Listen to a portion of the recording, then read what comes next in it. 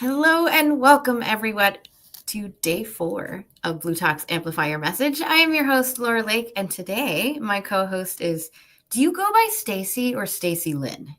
I go by Stacy Lynn, so that's my Okay. professional. Thanks So for I will call you asking. Stacy Lynn. Yeah. Yes. Welcome to my co-host, Stacy Lynn. So for those who have never met me, I stand for courageous connection. And really what that means is, you know how in business people say, oh, just you got to get to know, like, and trust. You have to have that relationship with your audience so that they can get to know, like, and trust you. Then they will buy. What courageous connection really means is that for people like us, those message solopreneurs and change makers, we need to get to know, like, and trust that old version of us. And it takes a lot of courage to do that, to connect with that version and be like, you are allowed to be loved just as you are. And it's from that relationship that we can have that relationship with our audience. And we can do that through storytelling. We can do that through self-awareness. We can do that through marketing and high performance. And that's really what I stand for. It's also why I love these conversations, because then we get to see the human being behind the business, the human being behind the message, because it's not just about your skills. You're a human being trying to help other human beings. So Stacy, so people know where you're coming from today. Can you tell us a little bit about you? Yes, I can. Actually, it's really in alignment with where you are, Laura, Nice. because all of the work I do is about helping people come back to the truth of who they are on a soul level. So I do soul evolution coaching and energetic healing to help them release all of the pain, the trauma, the suffering that's hiding the truth of who they are, that's preventing them from being who they were always meant to be and keeping them stuck in those old paradigms, those false mindsets, beliefs, and activating that truth within them so that they can start to bring it into all areas of their life and bring everything back into alignment. So I really work not just with the individual here, I'm working within all timelines, dimensions, and realities to bring all aspects of their soul into unity and conformity with that truth. Because we don't want to just create change here. We want to make sure we're creating change in all the different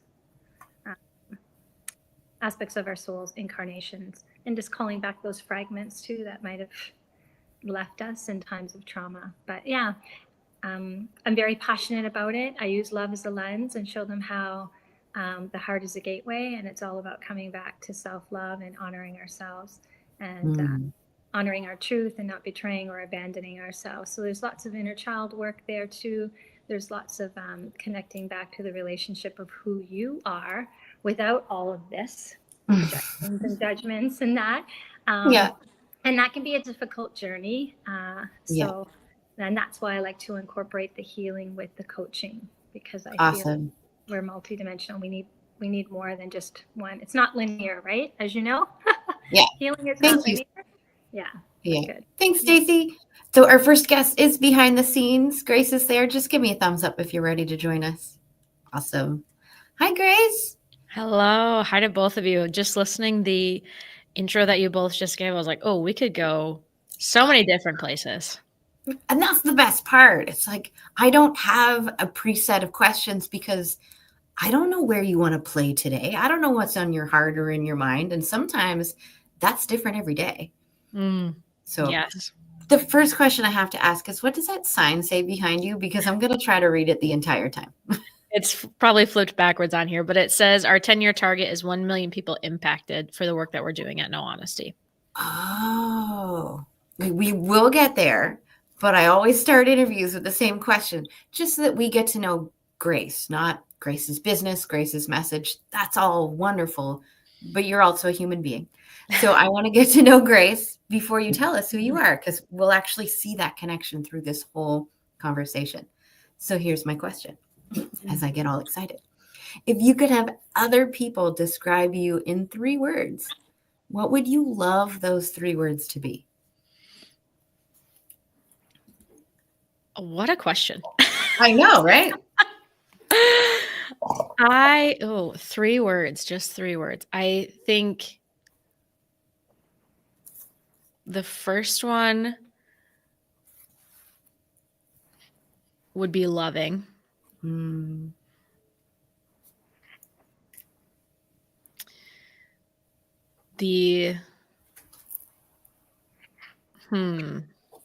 Man, I feel like loving just wraps it all up, but I think the second one would be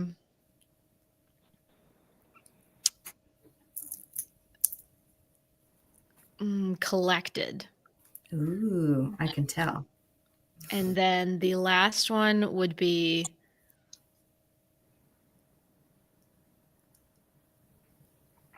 encourager. Ooh, So loving, collected, encourager. cool. So if we take those 3 words, the loving, the collected, and the encourager, how do they play a role in the core message that you're trying to share with people? How do they play a key role? I think what it comes down to and what I do is really I help people communicate. Mm-hmm. But it's really a way of if you want to go so deep on it, right? Like I help people keep it simple because I find that is easier to keep in our brains. But if you go really deep on it, it's just a way of loving others and loving yourself Mm-hmm. in a really collected way, I guess, which wraps that in together because it is simple. So it's okay, I can do this. I can do this ability. And then the last part, encouraging, I feel like that's what I do all the time when people come to me and they say, Grace, this is really hard, or how do I do this, or whatever it is. And I say, you don't have to have it perfect. I don't expect perfection out of you. It would be crazy if I did because I don't do this perfectly. But I do know the transformation that happens when you start working on it. And so I just encourage you to try. Just try. That's it. Just give it a try. And if you hate it and you don't like it, come talk to me about that because I'm curious. And know that the next time it'll get better too. So when you say working on it, and I noticed that it says no honesty, and you mentioned that earlier, but then you also said the communicating with people. Is that your message where it's like communicating with yourself with honesty and integrity and encouragement and the love so that you can feel more connected and whole with yourself as well as other relationships? Yeah. So the way that I think about it and the way that we keep it simple is when we talk about communication, there's so many different things that come into it, right? When you talk to communication specialists within organizations, they do all kinds of things from written word to public and all those. I'm taking it to be very, very simple. It has that foundation. And so quite literally, it's 2 words. It's open and honest. And the way that I see it playing out in our world today is that we take open and honest and we take that to mean just about ourselves a lot of the time, which is a problem because we share the world with 8 billion other people. And so if it's just about us the whole time, it doesn't work out so well for us and it leads to a fairly lonely life. And so honesty is, as we define it, being truly and freely yourself, speaking into what you want and how you feel. So to me, when we're talking about the loving and the work that Stacey Lynn is doing and Laura, what you talked about is wrapped up in that is how do I get to be truly and freely myself? How do I work on speaking into what I want and how I feel? Because so often we put filters in front of what we want. We don't think we are qualified to go after it, or we don't think that saying it out loud makes us selfish or that we don't deserve it, whatever. There's a myriad of different reasons that I see from people. That's only one half of the communication and the relationship and the conversation. The other half is the other side of it, and that is the openness. And openness, as I define it, is listening without reservation, putting your needs and wants on pause for someone else. And I challenge people and I challenge myself with it to think about how often do I really do that? How often do you really do that? Where you are listening without reservation. Any judgments, preconceived notions, assumptions, you are putting those aside and you are just listening to what the person has to say. How often do you really put your needs and wants on pause for someone else? So we're in a conversation here and there's a direction maybe or something that I want to get out of this. There's also a direction or something that you, Laura, want to get out of this. And Stacey Lynn wants to get out of this. Those are great. But when you're speaking, how do I put mine on pause to really be focused and present with what you're saying? And so that's where it comes down to, I think that's really how you love people. Is really just helping them be heard and respected, because that's what we desire. That's what we want. Well, no, go ahead, Stacey. Yeah. And I Lynn? feel that it comes back to your first point, when you're being open and honest with yourself and you're able to release all the preconceived notions, mindsets, beliefs, judgments, projections that you might be carrying around and people might have on you, and you hold that space for yourself. I firmly believe that that's the beginning point. When we're allowed to do that for ourselves and we can show up in our own authenticity, then that creates space for everybody around us to do the same. Mm-hmm. I feel like it's Yeah. a stepping stone. Yeah, I love it, because we're getting deep here already. And that is part of it. Invariably, it happens every time when I'm working with clients, and it cracks me up, because they will say something along the lines of what you just said, Stacey, and they're like, oh, to do this, I have to be open and honest with myself. Like, yes, exactly. That's what we're talking about. Mm-hmm. And I'm glad that they get to that point, but I find that they end up getting there because they can externalize it first and they can see it physically. And they're like, oh, if I can just hear what Laura has to say, I don't have to agree with it, I don't have to like it, but if I could just actually hear what she has to say, what does that mean for myself when I have a thought of, I don't know what it is, but I can just hear that from myself, and I don't have to put a judgment on it, or I don't have to take it a certain way or shut it down, that I could just let it be. And then maybe I can explore that a little bit more and understand that a little bit more deeply. And it just is, it all goes in circles together. The more I can do it with you, the more I can do it with myself. The more I do it with myself, the more I can do it with others.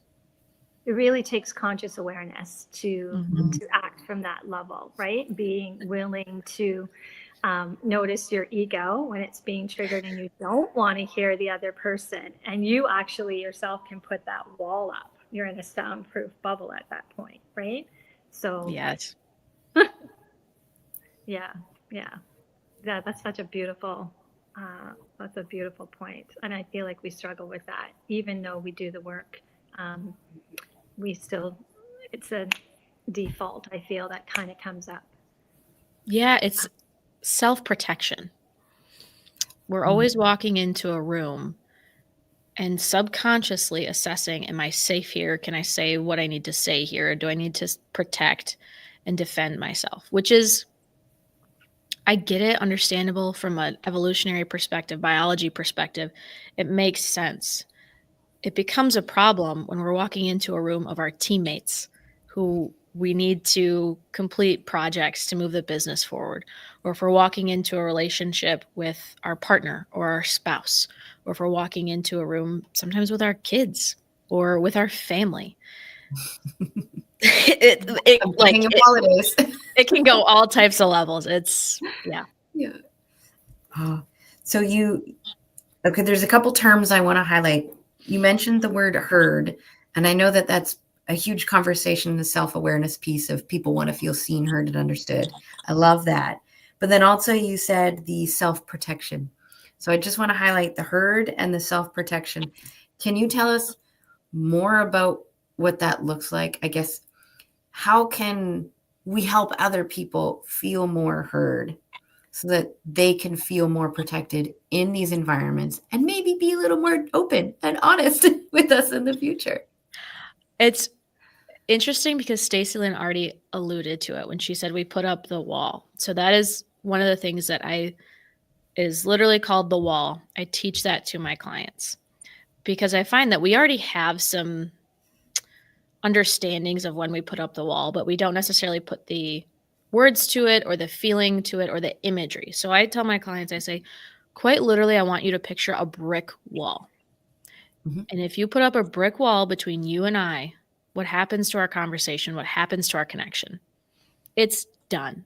And then I say to them, you're doing this all the time to people.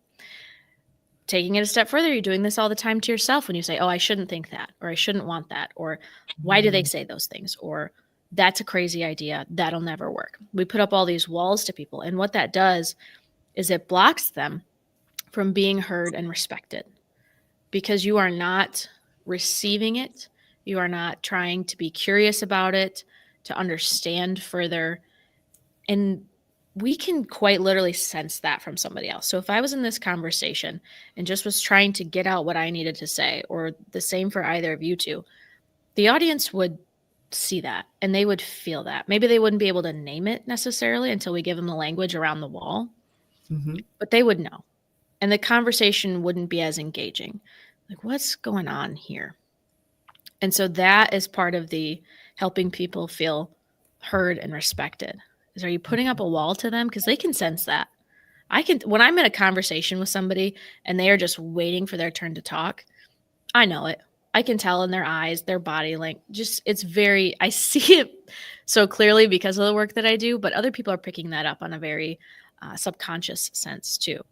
And then I think the other part of this that goes into it too about feeling heard and respected is a question on our own part. And so the opposites, not the opposite side, but what blocks us from being honest on the other side is what we call fake you. And so if you are projecting fake you, it doesn't, I'll say it doesn't matter if somebody takes down their wall and is hearing what you have to say, because what you're projecting is fake. And so if that is heard and respected, it doesn't actually do anything for you because it's fake and it's not helping you feel that heard, respected, and understood. And then vice versa if somebody else does it to you. Does that make sense? Yep. Yeah. And it happens all the time. I catch myself doing it sometimes still, where I'm like, why did I say that? Where did that come from? Yeah. I know part of it is, I'm going to use the term misaligned expectations. Sometimes it's because I think somebody has these specific expectations. And so I'm shifting my expectations to try to meet those. And it feels off for me. We do see it a lot on social media. But at the same time, there's these areas of personal growth where we're going from one area of what used to be our authenticity and our identity, and we haven't quite shifted into this new identity yet. It's like it feels like we're going back and forth on it. Yeah. So I want to ask about that part. Do you have any insights to help people, I guess, lean in more to that new identity versus like constantly running back for the safety and protection of the old one? Yeah, I think it comes back into what you were talking about before around the self-protection side of things. And I think it happens when we don't have relationships where people expect or understand that we're going to continue to learn and grow. And so the classic example there is when anybody goes home for the holidays, you revert back into that old self and then you leave it like, oh, that did not feel good. That was exhausting. I don't know. I didn't enjoy any of that time. And I think it's having patience with yourself in that gap or where you're making that transformation there, and just continuing to lean into it and to lead into it and to help the people around you see, I'm making this next evolution in my growth. I'm making this next leap in my career or in this relationship or whatever it is. And I actually do think it's really important to have that back and forth, because when you step back into the old way, you can feel how uncomfortable it is or how it doesn't fit anymore. Like I think about like a piece of clothing that doesn't fit you anymore, but you put it back on again. Like, oh, this doesn't feel good. This doesn't fit anymore. But you wouldn't have known that if you didn't try it back on again. And so it might leave you longing for that. Like, oh, I wish I had that shirt again, or I wish things were simpler back then. Then you try it on again and it's like, oh, I remember now why I'm making this evolution and why I'm going for it. And I think it helps you stick into that next version of yourself. Yeah, I'm in alignment with that, because when you've moved into a new level, new frequency of being, and you try to go back to the old, there's a lot of resistance, there's a lot of discomfort. And for me, I think of it as skin. It's like, oh, that skin doesn't fit me. Like I don't want to wear that skin. And it's a muscle. The going back and forth is a muscle, and it's the creating the awareness, and how quickly can you shift back into your new state of being and into all of the learning and the conscious awareness that you've developed within yourself. And so initially it might take a while. It might not happen right away when you've shifted back to an old pattern. But the more you practice that muscle and you gain that awareness, it can be much, much quicker. This is just something that I've noticed in my own life.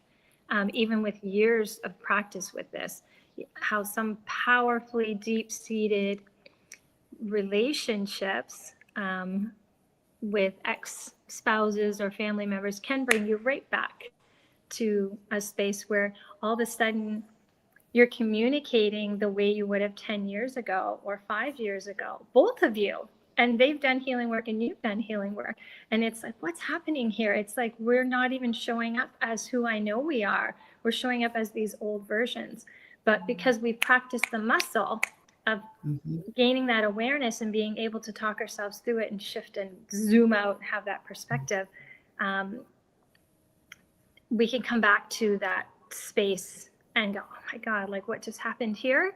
You know what I mean? I don't know what's happening here. And then step back and then come back and have a conversation as the new you, as the up-leveled version of yourself that you have worked so hard to create. So it's a process. And I think you just need compassion. You need that patience, like you said, but a lot of compassion with yourself because you're building those new muscles. And like Laura, you just want to go back to the safety sometimes of what you know. And but it is a beautiful experience when you are engaging with somebody who also has been on their healing path. And so they're at a new level of emotional maturity and conscious level of awareness. The two of you to kind of recognize at the same time, it's like, what? It's like almost like you went into this vortex and you're like, what is happening? I feel like this is us 5 years ago. And then you're able to make a choice.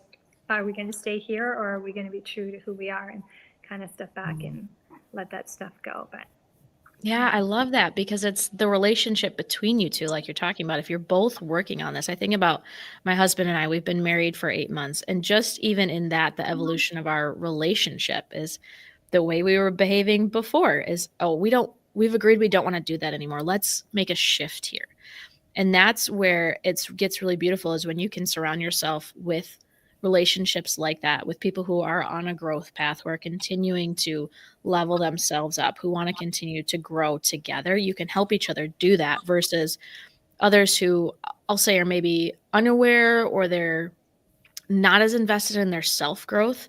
It's harder to do that with. But when you can have the communication between the two of you, somebody can snap out of it and say, hey, what are we doing here? Let's get aware of where our current reality is. And then we can make a different choice. I love that. And I've seen it in both ways. I've seen it where I've been with an individual who is on the same level and frequency as me. So we're able to catch it and they're able to be like, I need a minute. And then they come back and say, so sorry, I don't know what that was. It had nothing to do with what we were talking about. I was triggered about something else. And then we would unpack it. And there was never twisting or not being heard or the continuation of that pattern of not hearing and projection and blame. And then I've been in situations where myself and another person are on a healing journey, but we're at different levels in that healing journey. And so we might be able to understand that we're kind of acting from an old version of self, but still can't hear one another, if that makes sense. Yes. And so we just have to come to the agreement that we speak different languages still, and communication is still a barrier. And so are we going to continue to try and, knock on a door that's not open, or are we able to just pull back and hold grace and compassion for each other and realize that at this moment in time, we're not going to get the resolution or clarity that we need from one another and just kind of leave it at that. So I don't know. That is partially revolution and clarity though, right? Yeah. Or resolution. Sorry, I said revolution, but maybe that works there too. But I think in that is even just that is clarity itself. Like some people ask me, well, Grace, what if people don't want to do this with me? Or if they're not interested in that? I say, that's great. Now you have way more information about the relationship than if they had continued to pretend, or if you continued to pretend. Now you at least know where you're at with that person.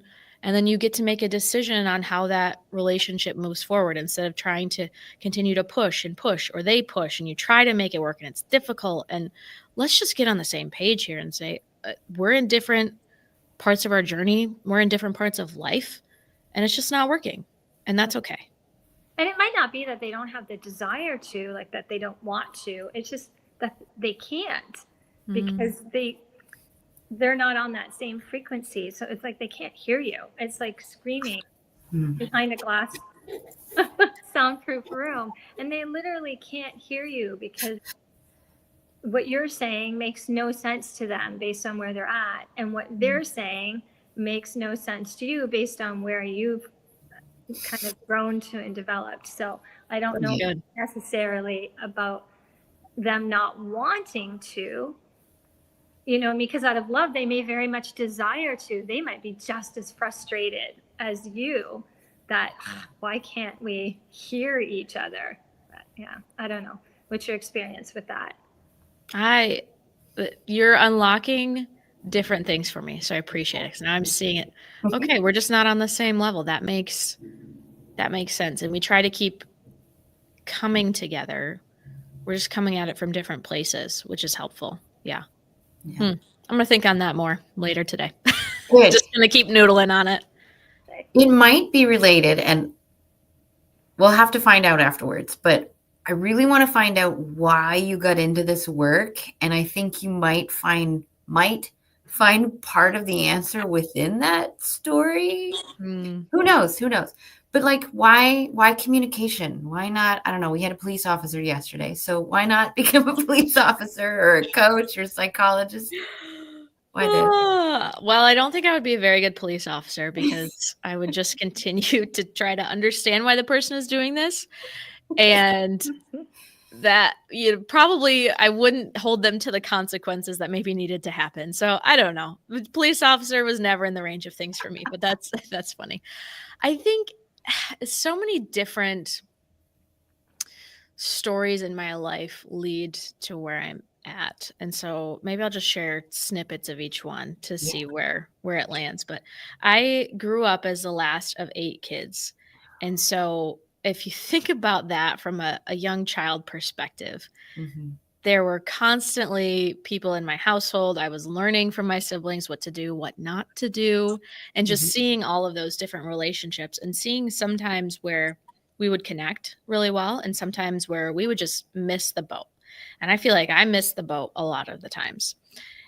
And then from there, evolving that relationships, and as we continued, it was July of 2020, and my dad got diagnosed with stage 4 small cell carcinoma. It was weird because he was never a smoker, and that's typically what ends up happening there. And my dad was he was a farmer. He was a stubborn guy. And so he said, you know what, I'm going to fight this, which is exactly probably what you would expect from him.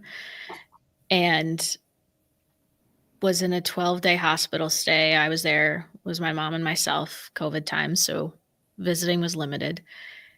And he started the fight. And that went on for about 5 months. And what I realized looking back is that none of us, myself included, were really willing to talk about the reality of our situation, to be honest. I had one conversation with my sister that she brought it to me. And she kind of just said, what are we doing here? Because Dad, he was doing the medications, he was doing the treatment. It was taking a toll on him because he could no longer be in the tractor and be out farming and things like that. But he was still trying to remain positive and upbeat. But you could tell it was taking a toll. And I remember this conversation so clearly. She said, what are we doing? She said, I looked up the stats, and the survival percentage was 3%. I was like, oh. And then I thought, what are we doing? Because 3%, that's minuscule. And I remember not really being able to accept that or to deal in that reality. And I just blocked it out, and we continued doing what we were doing. And it was a 5-month journey for my dad, and then he passed away in December of 2020. And I think about how much I missed because I was unwilling to acknowledge the reality that he wasn't going to be with me for much longer. And he was somebody who pushed hard. He was an entrepreneur. He grew our family farm. And now myself in the entrepreneur area, I think about how many different stories and questions I could have asked and how much more I could have learned if I was willing to accept the reality of where we were heading instead of ignoring it, and then us ignoring it as a family together and continuing to choose the fight, which was hard, instead of choosing the reality, which would have also been hard. And I think about how much, like I said before, how much I missed out of that. And I don't want that for anybody else, but I see it happening all the time, whether it's a cancer journey or whether it's with leadership teams that I'm working with, that they won't acknowledge the reality of where they're heading. And sometimes where they're heading is a really ugly place that could ruin their business. For some of them, ruin their livelihoods. For spouses who are unwilling to acknowledge where they're at in their marriage and make a different choice. All the myriad of different ways that this could happen. And so that is my big why I do what I do. And there are a million other stories that I could tell you that feed into that too, but that is the big one, because I don't want people to miss those moments of honesty where they really need to have a conversation and make a different choice. And the only way that you do that is by acknowledging the reality that you live in. I think you have enough experience to come up with at least a generalization of an answer for this. But in your opinion, what need do you think people are trying to fill by not having those conversations and not being honest with themselves, let alone other people? What need are they trying to fill? That is a fantastic question. I think it's the need of comfort and security, that if I don't acknowledge it, I can continue to live in this fantasy and I don't have to acknowledge what's really scary and hard and difficult on the other side of it. So I will choose this difficult because it at least feels familiar to me. I don't know what happens when I have this conversation and what's on the other side of it. And that feels really scary and potentially painful. So I'll continue to live in this, I'll say, quote unquote, comfort, even though I don't like it and it's terrible and I know there's a different choice out there. Yeah, the known pain versus the unknown pain. Yeah. I think it connects even deeper then to their core wounds, right? Because you knew what I was getting at. Yeah, to acknowledge the truth, that the reality of what's showing up in front of them in that situation or the person or who they're showing themselves to be or what that situation is really all about. If it's connecting to a deep core wound of abandonment, rejection, or unworthiness, even though it's dysfunctional, even though it's not going to serve them at their highest good, it's less painful. It's like the lesser of two evils to stay in the dysfunction of the narrative and the story and the illusion that they've created for themselves, because that's the reality that they know and they're safer here than facing. I think especially with people who are in relationships where they're not being served at their highest and greatest good. If they come to that relationship already with abandonment wounds, rejection wounds, or feelings of unworthiness where their self-esteem is low, and maybe their partner isn't showing up, maybe their partner is trying to show them that they can't commit the way the other person needs them to, or they can't love them in that way, or all of their actions aren't aligning with their words. But because that person's core wounds of abandonment and rejection and unworthiness won't allow them to see that truth, they just stick to this narrative and they make excuses and they minimize and they pretend that everything's okay because it would be too painful for them to look at that wound, because it almost be like a confirmation. Yeah, you're not worthy enough for them to commit to you. You're not worthy enough. They are going to abandon you like everybody else. So it goes really deep, I think. And it depends on the core wounds that are playing, that are coming up for that person, because everything we do serves us, even if it's dysfunctional. So if we are living in an illusion that we've created for ourselves and we're self-perpetuating this narrative, it is definitely serving us in some way, shape, or form, right? So, Yes, like absolutely. we don't do it for nothing. That's what I'm saying. And I've been there and I'm speaking from experience. So yeah, we don't do it for nothing. There's definitely something being served. I mean, it might not be good. It's very dysfunctional, but it can seem less threatening than the alternative of seeing the truth. And same with if somebody in your life is passing away, to be able to come to the reality of that and what life would be like without them, especially if you have abandonment wounds or you have fears and you have issues with safety and protection and security. It's like having the rug pulled out from underneath you. You'd be so untethered, right? So, and that might just be too much for somebody to handle in that moment. And so instead they just latch on to the reality of what they wish it to be, and then they keep perpetuating that, regardless of what the doctors are saying, what other people are saying, or physically what their loved one might be showing them in that situation. Yeah, and I think that you talked about relationships, and when we think relationships, or at least when I think relationships, I always think personal life. But this is happening for people everywhere, in their job, in their friendships, in their relationships, in their family, in their relationships with their spouse or partner, or whatever relationship that looks like. It spans all of our life. Mm-hmm. I keep thinking, I'm always reminded of a song. I can't remember who sings the song, but there's a line that says, it's hard to find the truth when you lie to yourself. And so that always comes into my head when I need to see the truth. And then I step back and I ask, okay, what is it that I'm not seeing? What am I being resistant to? Because I hear sometimes just out of one side of my ear, but I need to hear out of both sides. So it's like, okay, what's the other side of the story that I'm not hearing or I'm not willing to hear? And to being able to pull back and kind of ask for that guidance and wait for it to come in.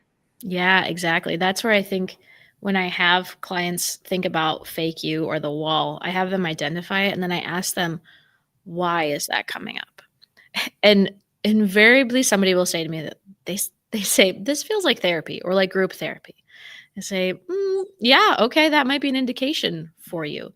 But the question is why? And I do it with myself. So I think about, I got some tough feedback recently around my speaking abilities, and it was like really tough, and I did not want to hear it. I did not want to understand it. I said, my first reaction was, no, thank you. Never want to talk to this person again. Do not want you in my life. I hope you fail.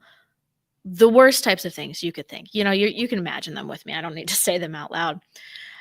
And then I had to get curious about that. And I said, well, I know that I'm an individual that I want to commit to growth. But what I'm doing right now is not committing to growth, because I'm not acknowledging that feedback, nor trying to understand it and take what is helpful for me. And so I had to get deeper into that, and I had to really mentally develop love in my mind for that person, to say how fantastic that they would share this, and that they would give me this gift, and to understand a little bit of where were they coming from.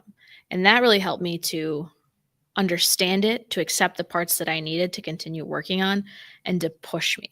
But that was not my initial reaction by any means. I wanted to get very far away from that, put up a wall around it, never see it again, nor acknowledge it, and stay in my own fantasy of not needing to continue to improve. But if I don't continue to improve, I'm probably going to detract and go backwards, and that's not what I want either. But wow, is it hard sometimes. Right. Actually, most times. I think you're really highlighting a huge point there that triggers our growth. If we can learn to shift our mindset when we're triggered, that this is actually here for me. It's not happening to me. The person's not doing that to me. There's a lesson here for me. So just pulling back for that. And I also feel like you're really talking about is not abandoning yourself. right? Because if you weren't willing to look at that trigger and look at how strongly you reacted to it, because obviously there is a lesson there. When we react that strongly, that we have those feelings. And I just went through this myself the last couple of days. And I love how you were honest about it, because a lot of the times people want to push those feelings away and they want to pretend that they don't have them. But how can you heal them if you're not willing to be truthful and honest that you're even having and thinking those things about that other person, you know, who's could be just trying to help you, and then being honest about why you're so triggered. And because when we're not, there's an element of self-betrayal there. Yeah, definitely. And the last part I'll say about this, because you just unlocked it for me, Stacey Lynn, is the openness that I had to have to myself, to not put any judgments upon it. Because what happened when that anger popped up and I said, screw this person, I don't like them, I hate them now. The initial reaction there is to shut that down and say, that's not who I am, not acknowledging that. But instead, I had to cultivate an openness to that and say, okay, what's going on there? Why is that my reaction? That was my reaction. That was the reality of it.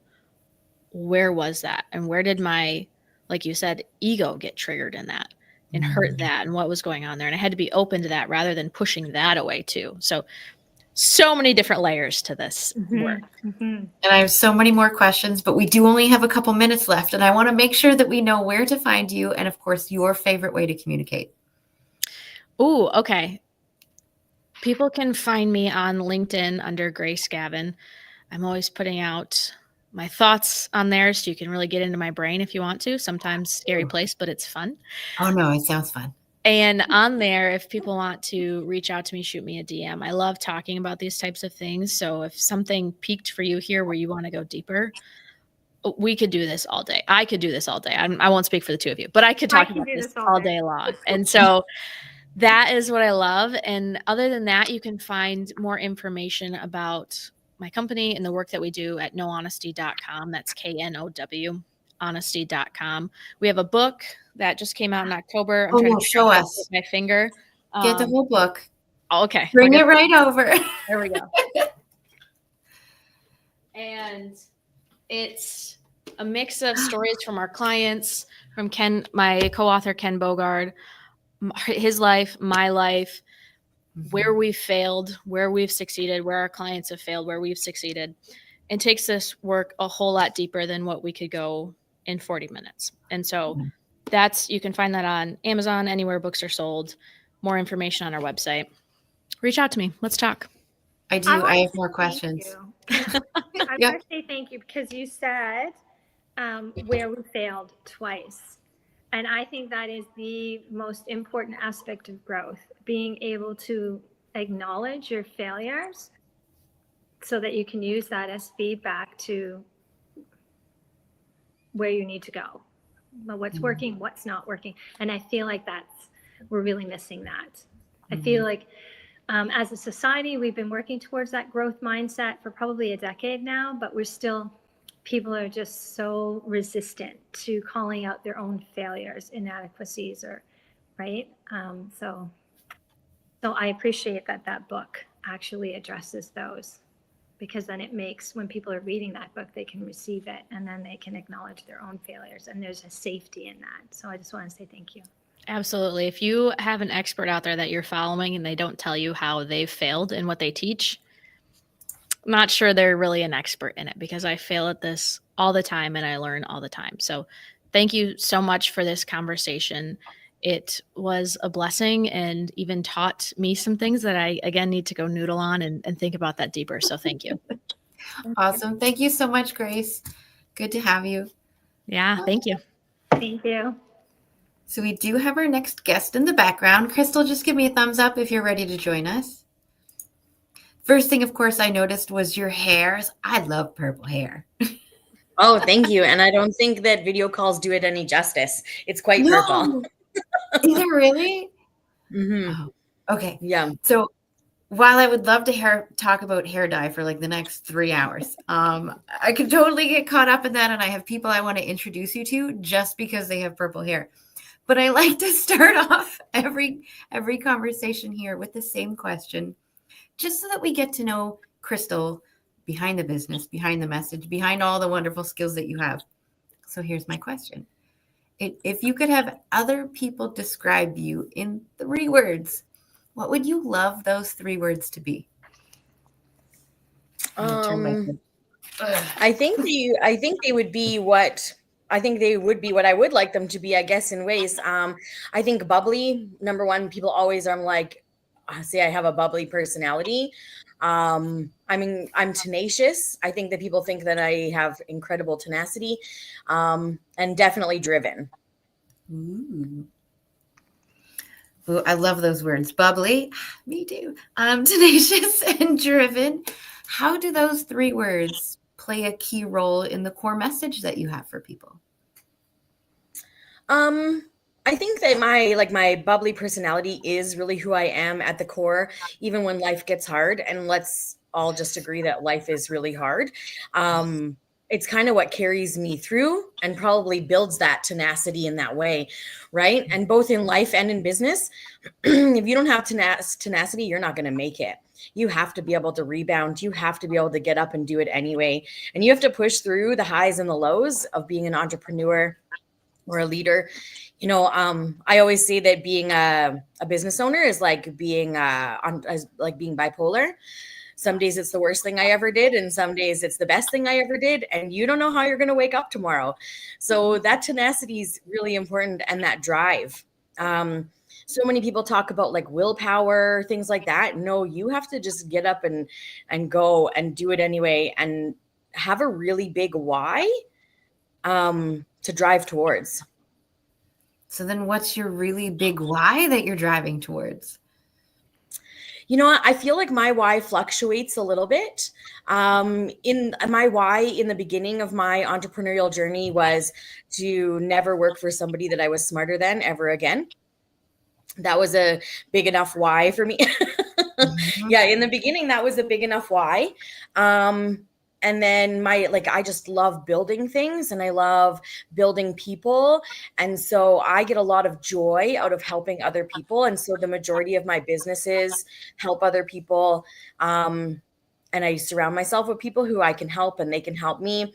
But my ultimate why is to give myself the freedom that comes with being an entrepreneur to be with my family when my family needs me or wants me. Oh, that is all too true in my life right now. My daughter's been having breathing issues for months, and we've been in and out of the ER. So I was telling Stacey Lynn before we went live, I was like, I go check on her every day that she gets home, because lately she's been passing out in class, which is not cool.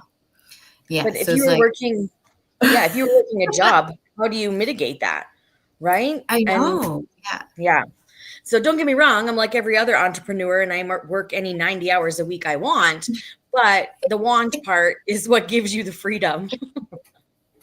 Now, the want part is exactly why I love doing this. Because people like you and Stacey Lynn, you're just to know that you're not just in business to make money, or you're not just in business to show off your skills. Like, there's that reason that drives you, and usually it's personal. Absolutely. That tells me that you're also a human being, and you don't want other people to feel the crap that you felt. So now you're trying to serve them in a way that makes them feel good. And to me, that is awesome. Yeah. That definitely feeds the drive, right? Yeah. So what is it that you actually do, and what is your message for people? So I actually own a few different companies.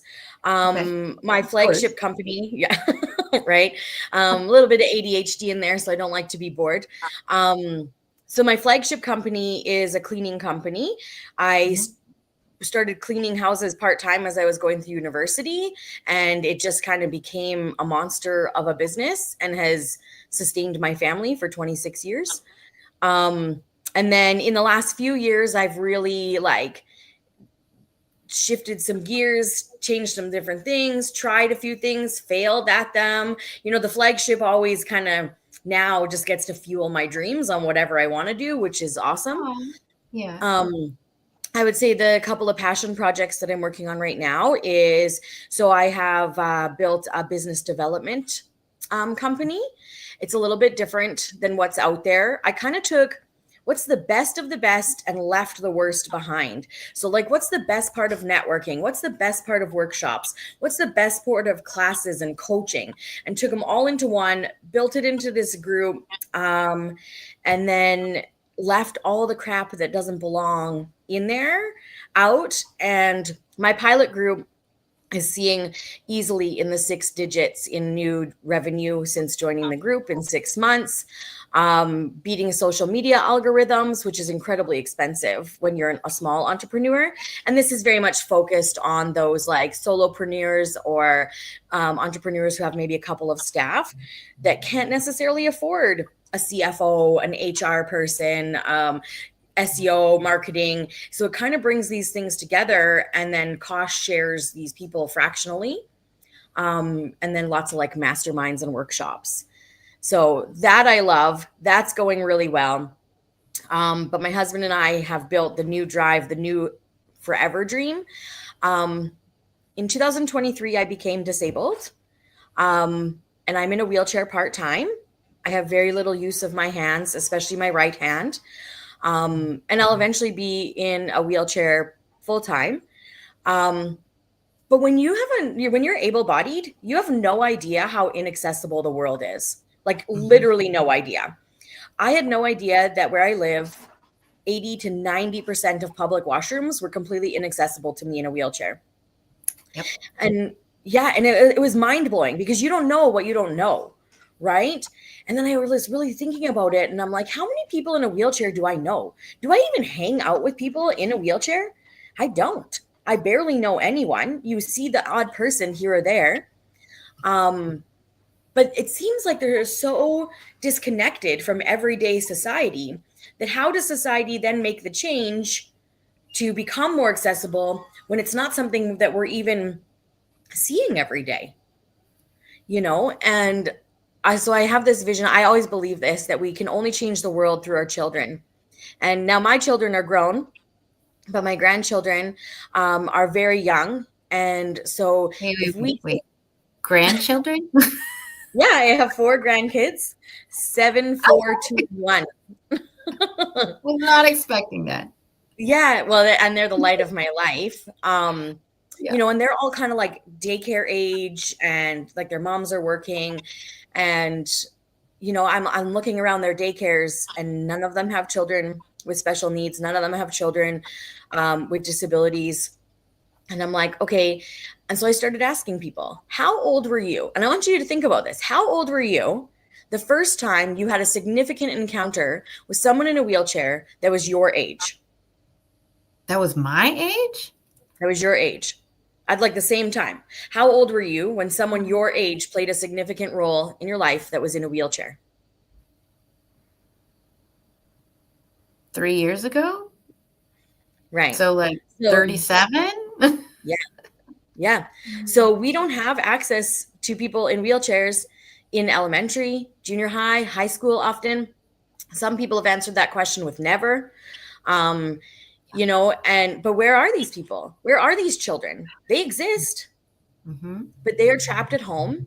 Their parent or parents are being held out of the workforce, unable to follow their dreams and their why, because they have to now be a full-time caregiver, even with supports, right? Yep. Even with supports, it's still a full-time gig.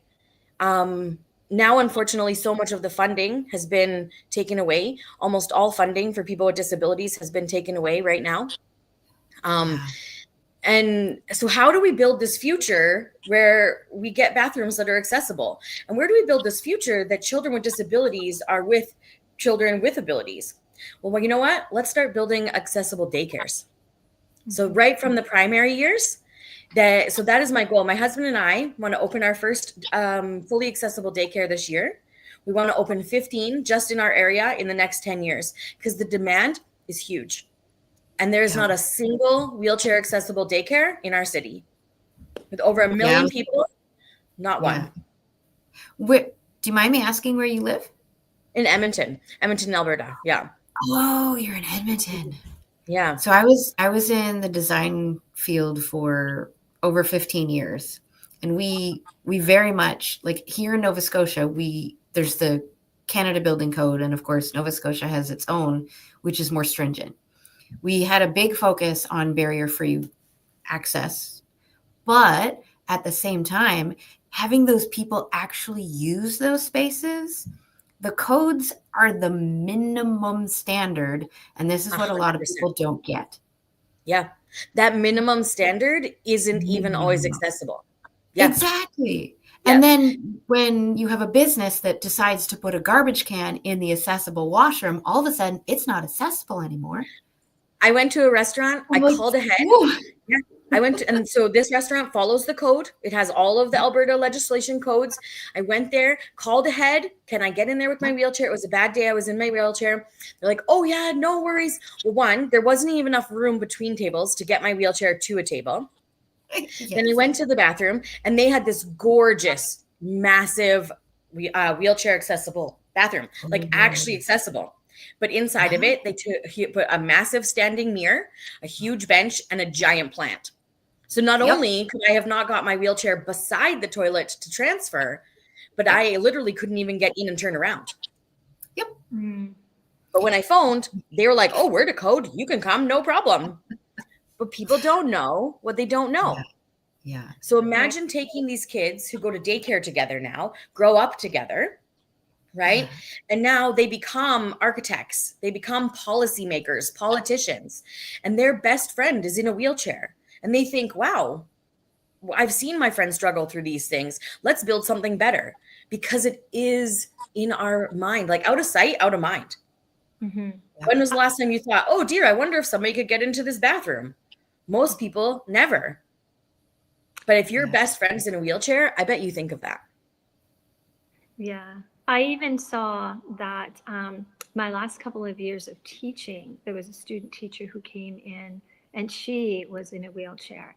And it was so difficult for her just to even get transportation to the school. So she couldn't fulfill her placement, let alone, we had elevators, right? So we were as accessible to a point because we had special needs students there.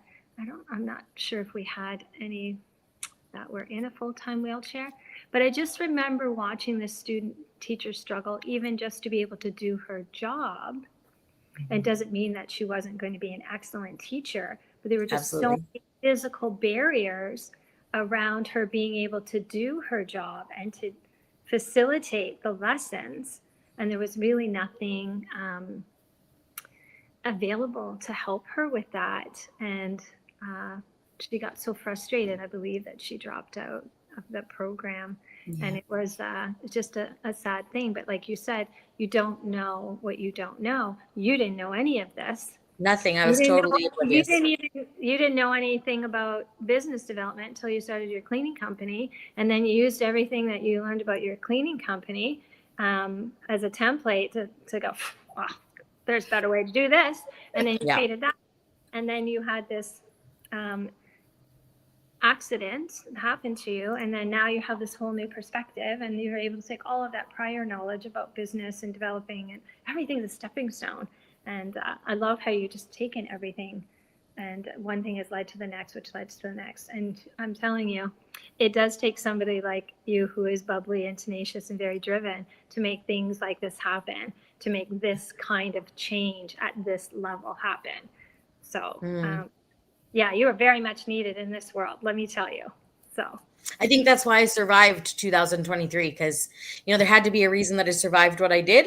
And I was like, okay, well, what am I going to do with that? What am I going to do with what I was given as a gift that I shouldn't have been, you know? And like, yeah, you have special needs at the school you're talking about. I was just at my grandson's kindergarten open house, and over half of the parents were concerned about their kids with special needs, most of them mental development, behavioral things, right? ADHD, autism, things like that. Over half of the parents were concerned about what that was going to look like. And the teacher was able to look them in the eye and say, no matter what disability your child has, we would never deny them education. Yet that school has zero accessibility. So if you're in a wheelchair, you're absolutely denied education. Yeah. Right. So it's just, they're not looking at it from the physical, like more of right. But like autism and ADHD, they've seen it's so in your face now, right? It's something we can't deny anymore. It's so the world is making those changes. We are making the world more accessible for people with autism and learning disabilities and those kinds of things. But somehow people who have been in wheelchairs since the beginning of time have just never been considered in that growth and in that development of buildings, of education, what that actually looks like. Yeah, I don't know. Is that true for all parts of Canada? Because I know here, I'm in Windsor, Ontario, and I know that my father-in-law, because he was disabled, he was a huge advocate for getting all the sidewalks redone and getting the buildings redone so that people with wheelchairs, they could be accessible. Electric wheelchairs, they could actually take them outside. So I feel like in some areas where people have done what you've done and they've been really proactive and, you know, they've acted for change and they've created change in their community, but it's just not across the board. It's not something that maybe looked provincially or federally as a whole. Yeah. So obviously I'm hoping that there's definitely communities and towns and cities that are more advanced than maybe we are here in Edmonton. I unfortunately haven't seen every part of Canada. I just know, like, as I started doing my research, that here in Edmonton, even the ones that would say, oh yeah, we're wheelchair accessible, I would go visit in my wheelchair and I couldn't even get through the front door. So it's, you know, and I know we have advocates here. I'm just not sure that they're being heard, or maybe they haven't found their platform yet. So we just need to maybe build the platform so that we can be heard. Yeah. A lot of the time it's because those voices are only now being heard further along the line in the process of getting things done. So if we could like bring those voices more in the beginning stages, then maybe a lot of these things happening would not be happening. Like how many voices, I don't know how exactly true this is, but I heard that even building the ADA, the codes around, can't think of the word right now, making around it more like accessible for everybody, that there wasn't actually people at one point that had those disabilities helping to create those laws. Yeah. And that only in like recent decades, I want to say the 90s. I'd love if there was some facts being checked on this afterwards. This is just what I heard, that only like from the 90s did we start having people with those experiences actually on the board helping making these decisions. We need more of that. I'm not sure on the I'm not sure on the facts on that. Yeah, I'm not. Yes. I'm not sure because, like I said, like I'm only 18 months into my journey, and boy, was I blown away by what I didn't know. And I feel like I've only just touched the peak of what is out there to know. Yeah. It just, that's why I want to focus on the children, because people are out there trying to make policy changes. There are people out there advocating, and it's such a slow process, right? But if we change the minds of the young, it changes everything in the future, right? Like I can't go to a million businesses and say, I need you to change your bathroom, or the city to redo all of your sidewalks. It's not like financially feasible for most businesses or the city, you know, but if we start with this generation that starts making those changes, we'll have real impact. I hope that's my legacy. Yeah. So for those who don't quite understand the building code and stuff, it does not relate to anything that is already existing. It only relates to the new things that are being changed.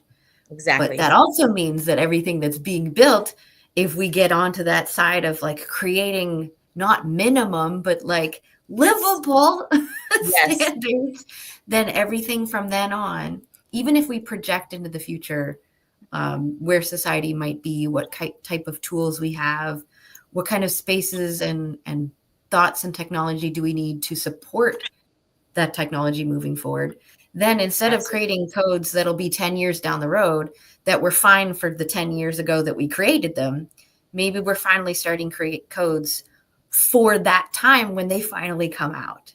I agree. Yeah. Instead of there always being that. Yeah. It's about inclusivity, right? And equality of life for everybody. Oh, yeah. Yeah. But I love your grassroots movement. Yeah, Mhm. yeah, it keeps me motivated every day. It's definitely my why right now.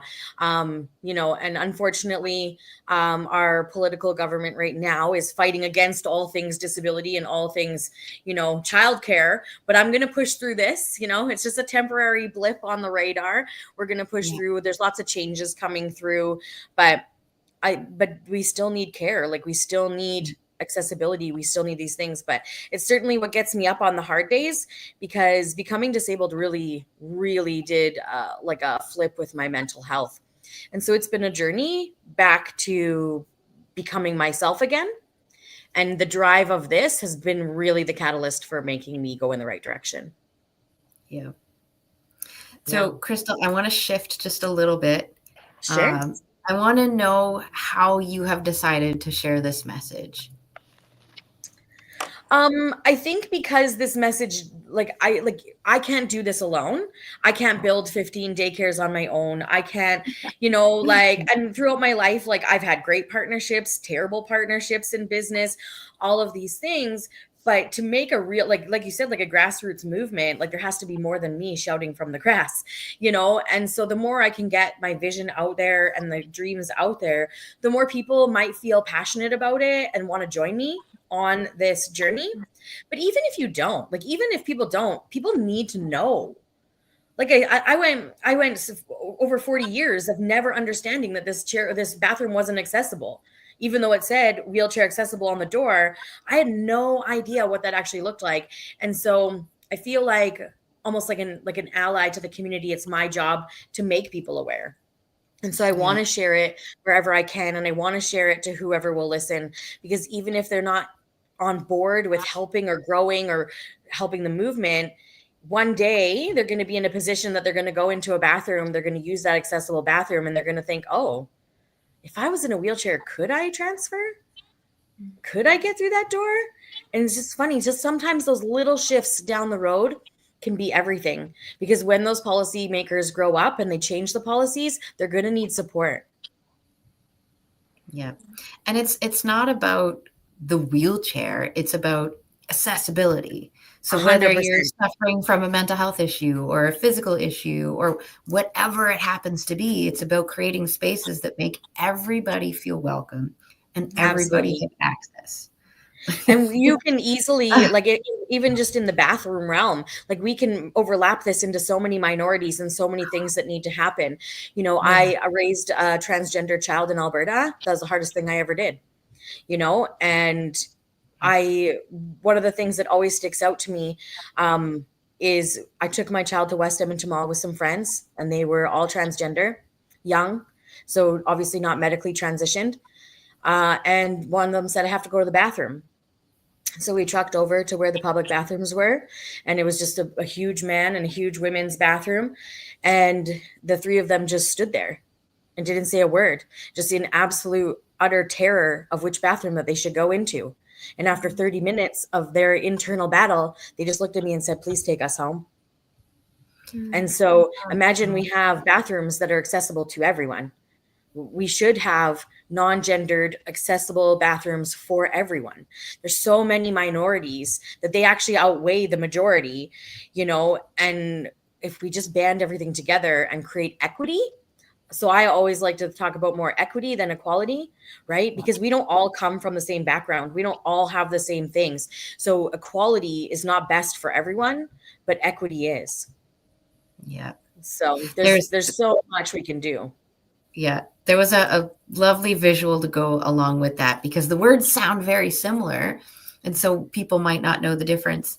And I want you to just elaborate a little bit, because I want to be mindful of our time. We have about a couple minutes left. There was this picture of people trying to watch a baseball game, and there was a fence. Yes. So of course, they gave everybody a box. That's equality. Everybody got the same thing. Equity is giving people what they need so that they get the same thing. Or no, that was so then they gave the short person a box. Yeah. Right? So they give the short person the box, so and then one people box. Yeah. And then they and then eventually they just changed the fence to a chain link fence so everybody could see, and they didn't need the boxes. I was like, that is really what we're looking for here. Yeah, equality, right? How do we change the system? Yeah. so that we can have that equity versus giving everybody the box and calling it equality. Right. And Okay. it's Equal does not mean the same. I just had a exactly. conversation yesterday with my Exactly. when we talk about our kids and what they get. You get what you need. Yeah. You might not need what your brother needs or your sister needs, right? So Yeah. Absolutely. That is such a huge thing, right? And something that a lot of us forget is it actually doesn't hurt us or take away our rights or harm us in any way to give other people equity, right? Yep. And so if we can just shift some mindsets and get everybody into this place of giving everybody equity opportunity, not equal opportunity, we could really, really do some amazing things. So, Crystal, before we run out of time, I want to make sure that we know where to find you and, of course, your favorite way to communicate.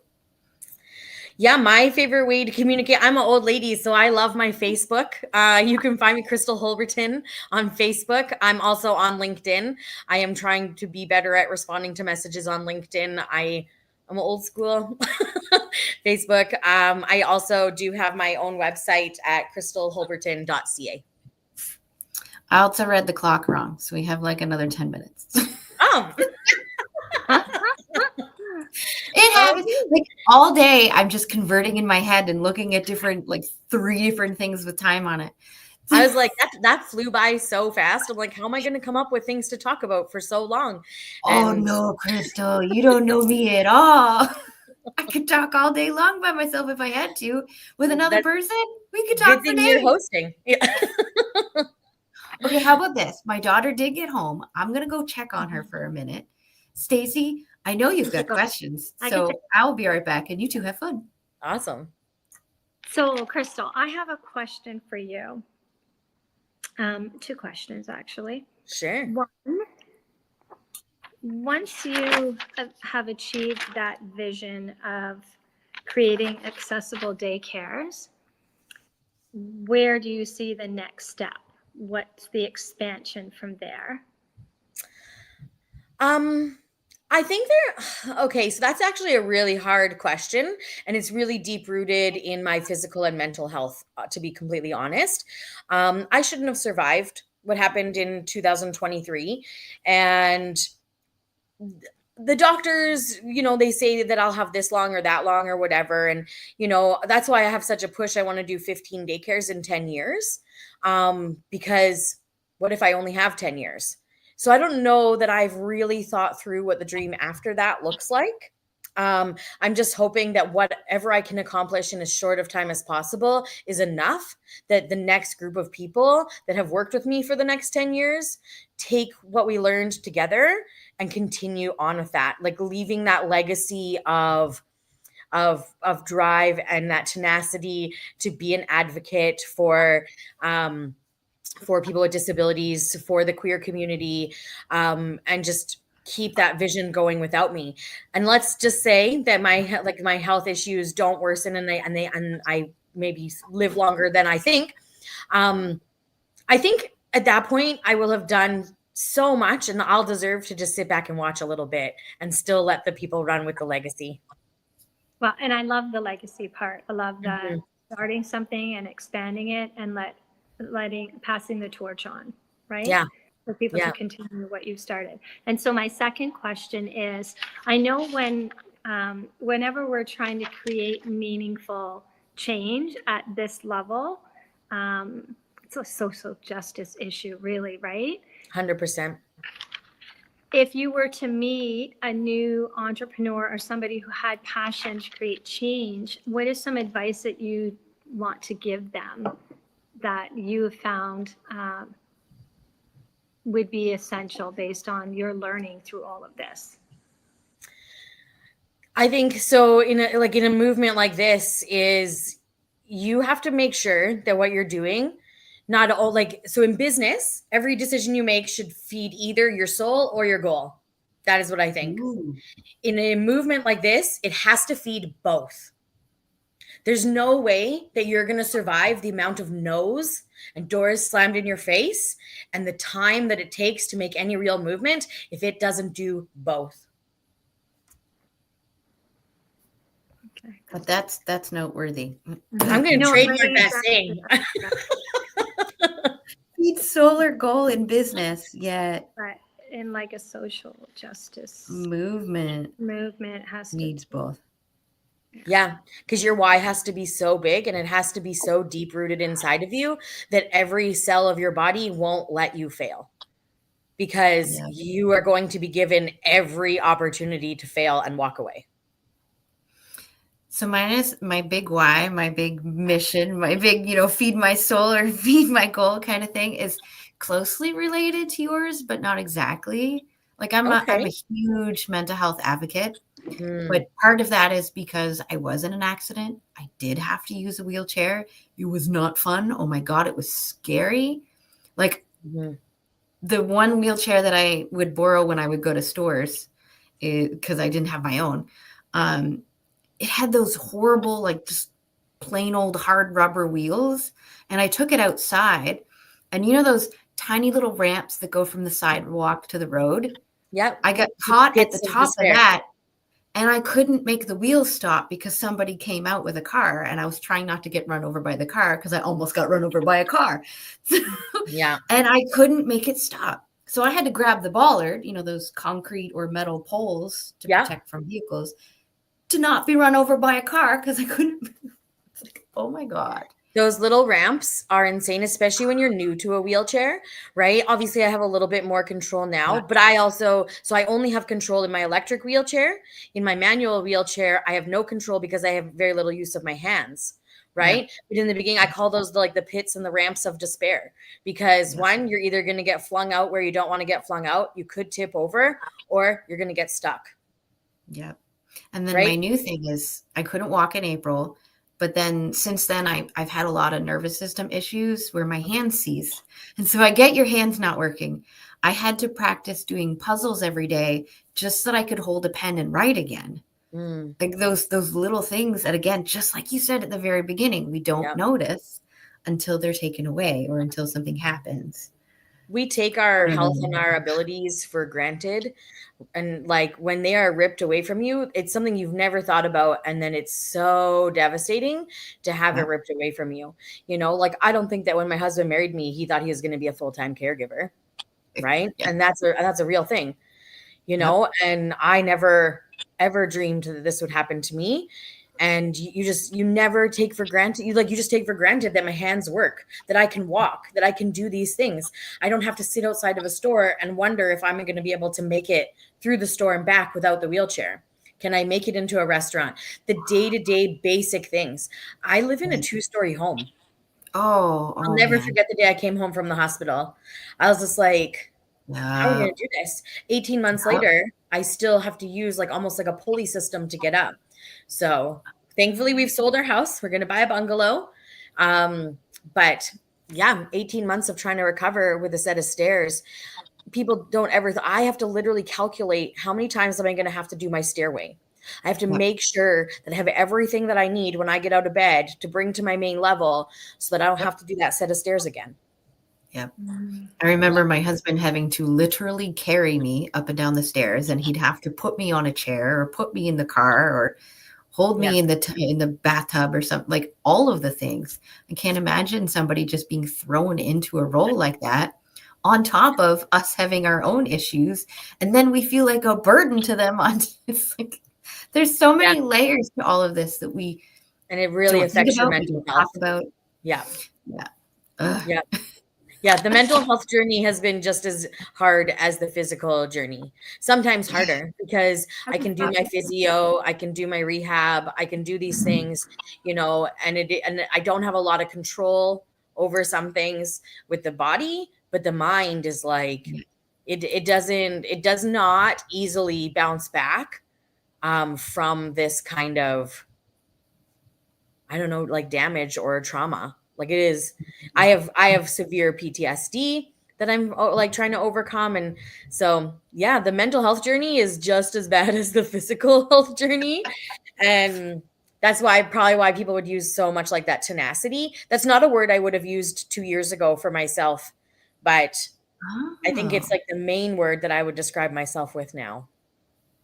I love that though. because a lot of people would use the words, oh, I'm strong, I'm resilient, which are great words.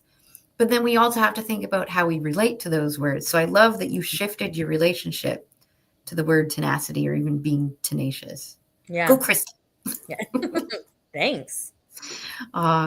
So welcome back, Stacey Lynn. We had double checking my time. Okay, we're good. We're good. We have about 4 minutes left. Will you remind us of your links? Yeah. Because they're going to like search through and it's always at the same time-ish. So yeah. So pretty much if you remember my name, you can find me. So Crystal Holberton on Facebook, LinkedIn, as well as crystalholberton.ca. Awesome. So what I usually like to do near the end of an interview is I like to ask and hold space for if there's anything on your head or in your heart that you just need people to take from this conversation. What would you love to leave them with? I think that something that has driven me through life is like, just be open. You don't know what life is going to throw at you. You don't know what people are going to do for you or to you, but just be open, because when we close ourselves off, we close ourselves off and protect ourselves from the bad things, but we also don't get to be involved in the good things. And life is hard. So really just be open to the possibility that some things could be really good.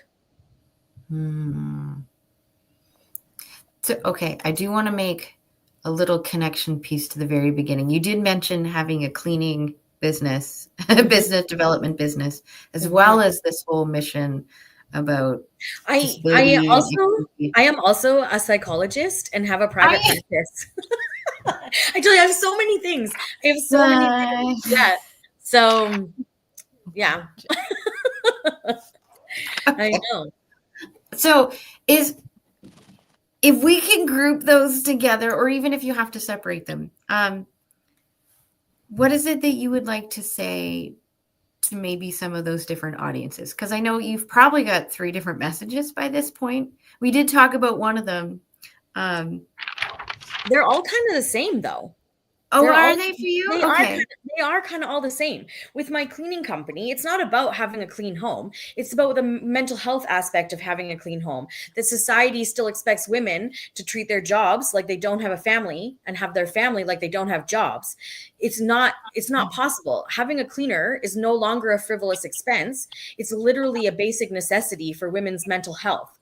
I'm a psychologist, and I work with couples specifically on building plans so that they never have to fight later and build resentments. They have plans on how they're going to deal with things in the future. I don't help mitigate divorce, because let's be very honest, most couples who seek counseling are already getting divorced. The counselor now just helps them mitigate it. So I get in there early and help them to build a plan, almost like an agreement on how they're going to run their marriage, how they're going to have children. It all comes down to this mental health aspect, this awareness, being in control of who you are, right? The daycare is so much that. The business development is empowering people to know all the things they need to know and saving their mental health, that bipolar entrepreneurial.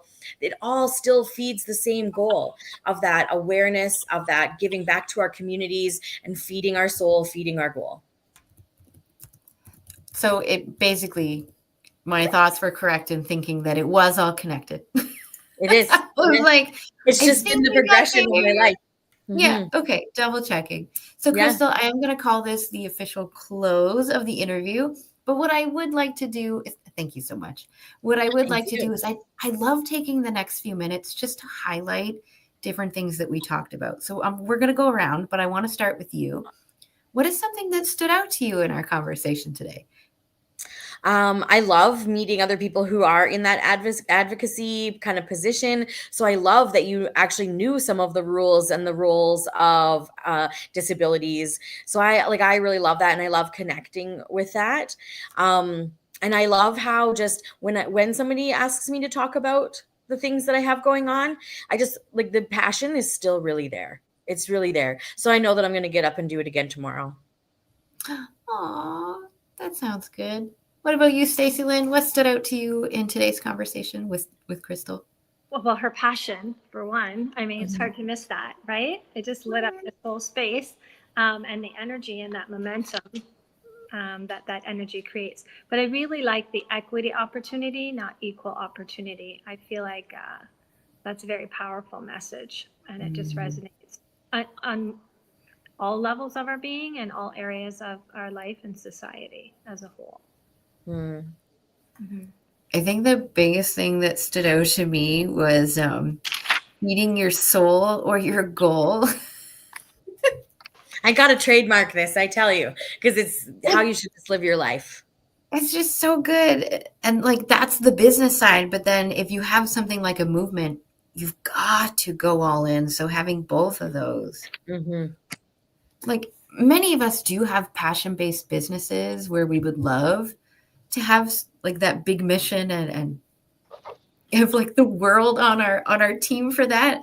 But if we're not feeding our soul at the same time as feeding that goal, it really does diminish. So I want to thank you for sharing 100%. that. Yeah. Okay. No, So then we do have about a minute or two. If there are any sort of final comments or something else that you would highlight, now's your time. Yeah, I just thank you so much for having me and helping me to get my word out there, right? Because it's hard to be heard on so many platforms as one person, and I'm hoping to grow this one person into a bigger movement of many people.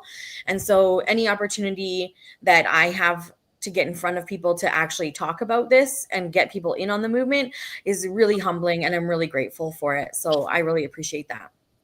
Awesome. So Crystal, will you connect with me afterwards? I told you I wanted to introduce you to a friend of mine who also has purple hair. Oh, I love that. Because it's funny. I used to be connected to somebody, and he and I would do a whole bunch of summits all the time. He decided to create one specifically for people with blue or purple hair, and they would be all the speakers. Oh my goodness, that sounds so fun. They sound like fun people. Yeah, because he realized that he knows so many people with blue or purple hair. I think purple's my natural color now. I've been purple for 30 years. And they had a great time. It was like all business conversations. It wasn't. That would be such a fun summit. That would be so fun. If he does it again, I really want to be considered. Sounds good. So yeah, remind me to connect you to Jenny Bellinger then. I would love that. Yes. Okay. Thank you so much, Crystal. This has been a blast. Thank you so much. I really appreciate it. And we'll chat soon. Okay. Thanks. Bye. Okay. Bye. Bye. I'm going to scooch for a second. Sure. Do you want me to take you off? Yeah, just for a minute. Okay. We have our next guest behind the scenes. Jennifer, just give me a thumbs up if you're ready to join me. Look, we got the stage all to ourselves. Awesome. Well, great to be here with you, Laura. So, Jennifer, how I love to start off every interview is with a question just to kind of shake up the typical elevator pitches or the pre-programmed responses that tend to happen during interviews.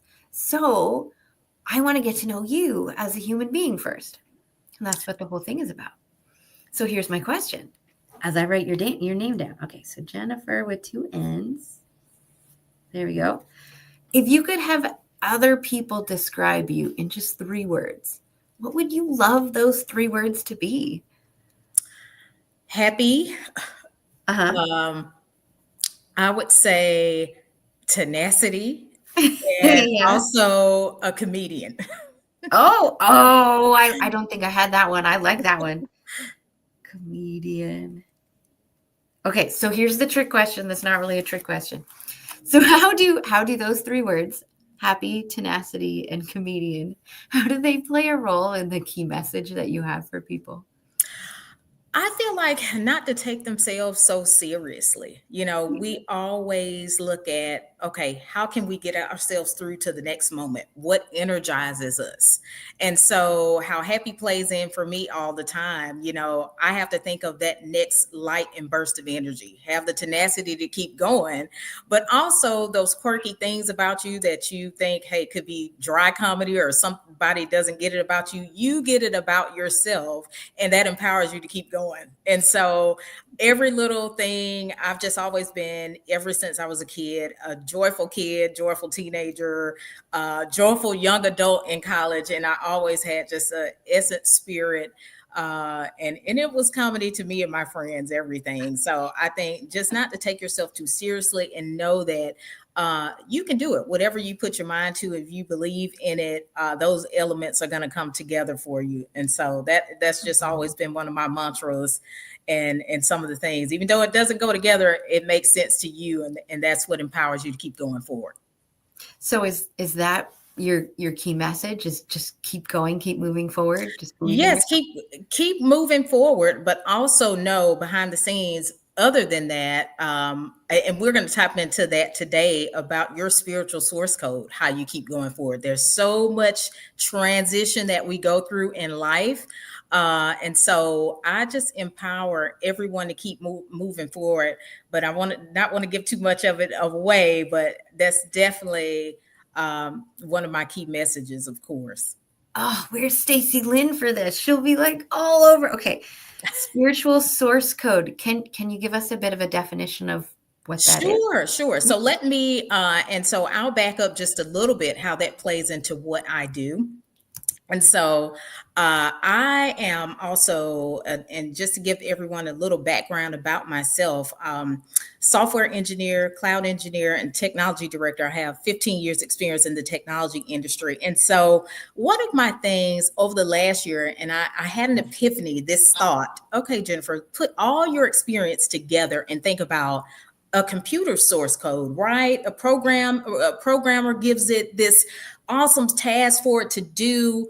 You have these computer programming languages. That's the base code of it. But also, too, how can we transform that humanly into our spiritual source code? And so what that means is we all have experiences, influences, and also relationships in our lives that are the inputs. You know, we grow up with spiritual, mental, and emotional backgrounds that could be, you know, from family life, societal environment, schools, and, you know, over time that changes with our growth, right? And so we go through major things, like I said, again, where you go through the phase of several different inputs, different relationships, different experiences over your life, where you're traveling, spiritual growth, and you go through a series of processes, just like a computer does. And you have a series of outputs, like what are the results of those things? And so you go through several stages of that in your life. And that kind of made me think, Jennifer, you're on to something here. And I thought about, you know, in times where we need to reinvent ourselves and we want to do a brand refresh or different things like that, let's go back to our spiritual our source code. There are different qualities, potentials, different things that we want to meet in life. And so I said, you know what if there's a way, just like building software, we can build our own spiritual source code and just really reach our highest potential? And so that's where that kind of came from for me, and the basis of that for me. Oh, I love that. So the spiritual source code is kind of like a foundational understanding of who we are, so that we know how to build on it to reach our highest potential. Definitely. And so just like with computers, you have that whole debugging thing. Yeah. We got the debug thing too. We got some bugs going on. So you want to clean out that fear, clean out that doubt, imposter syndrome, all of that, just to we want to do a reframe, and so I thought about that. And I said, let's take that a little deeper, because I know in my background, when you think about just hardcore technical topics, but I said, you know what, there's something bigger here. This definitely can translate over into life for sure. So are you the person that will help turn my colon into a semicolon because I didn't notice because the font was too small? Right. Definitely. Have that thing moving forward. I didn't have that happen to me. No. Definitely. I took engineering at university, and we had to do a coding course. And I had my whole class looking at my code. I'm like, what is wrong with it? None of us could figure out what was wrong. And it even told you what line had the error. And we're all like, we don't know, until we printed it out on a piece of paper. And then you could see that it was a colon instead of a semicolon. Definitely. It's those things and those moments. I'll tell you, there's been several moments that I've had those, hey, what's wrong? What's wrong? I'm coding a program for like 24 hours and got got to the end of it. And just saw, I was like, wow, this is right there in front of my face. But and that's the comedy moment, that going back to the comedy and the happy and the tenacity to keep moving forward. And I love it because it's about the zooming in for clarity. Yes. Right? Yeah. Mm-hmm. Yeah. That's how you debug. That's how we do that debugging process. Yes. And definitely, at the end of that, just with the reframe and going through, notice when you're doing your key inputs, because there's several different waves we're going to go through in life. We have to look at, on a deeper level, what makes us happy, what makes us grow. Who are we most, when we are in our zone and we're really just really inspired, what really propels us forward? Like, how can we build on that? So it's that iterative test and iterate process, just like with programmer, we're programming that software, we're building, testing, and iterating the next phase of our life as well, with our source code. So, most important question then, Jennifer, what is it that makes you happy? What is it that makes you grow? And what is it that helps you get into your zone? I'll tell you. And what makes me happy, there are so many things, but one of the most happiest places I have been is just inspiring people through technology. And that's one of the things I do. I help and empower organizations and business leaders to inspire them to up-level their technology skills with the power of AI. And so one of the things that I've noticed, as we all know, AI is everywhere, technology is everywhere, and we just can't be afraid of it. And one of the things I would say over time has been just my love of helping different people, especially women in tech and also children in tech, giving back. That's something that I've been most proud and happy about, because it is just a world of knowledge to give away. It's just being that servant leader in the community.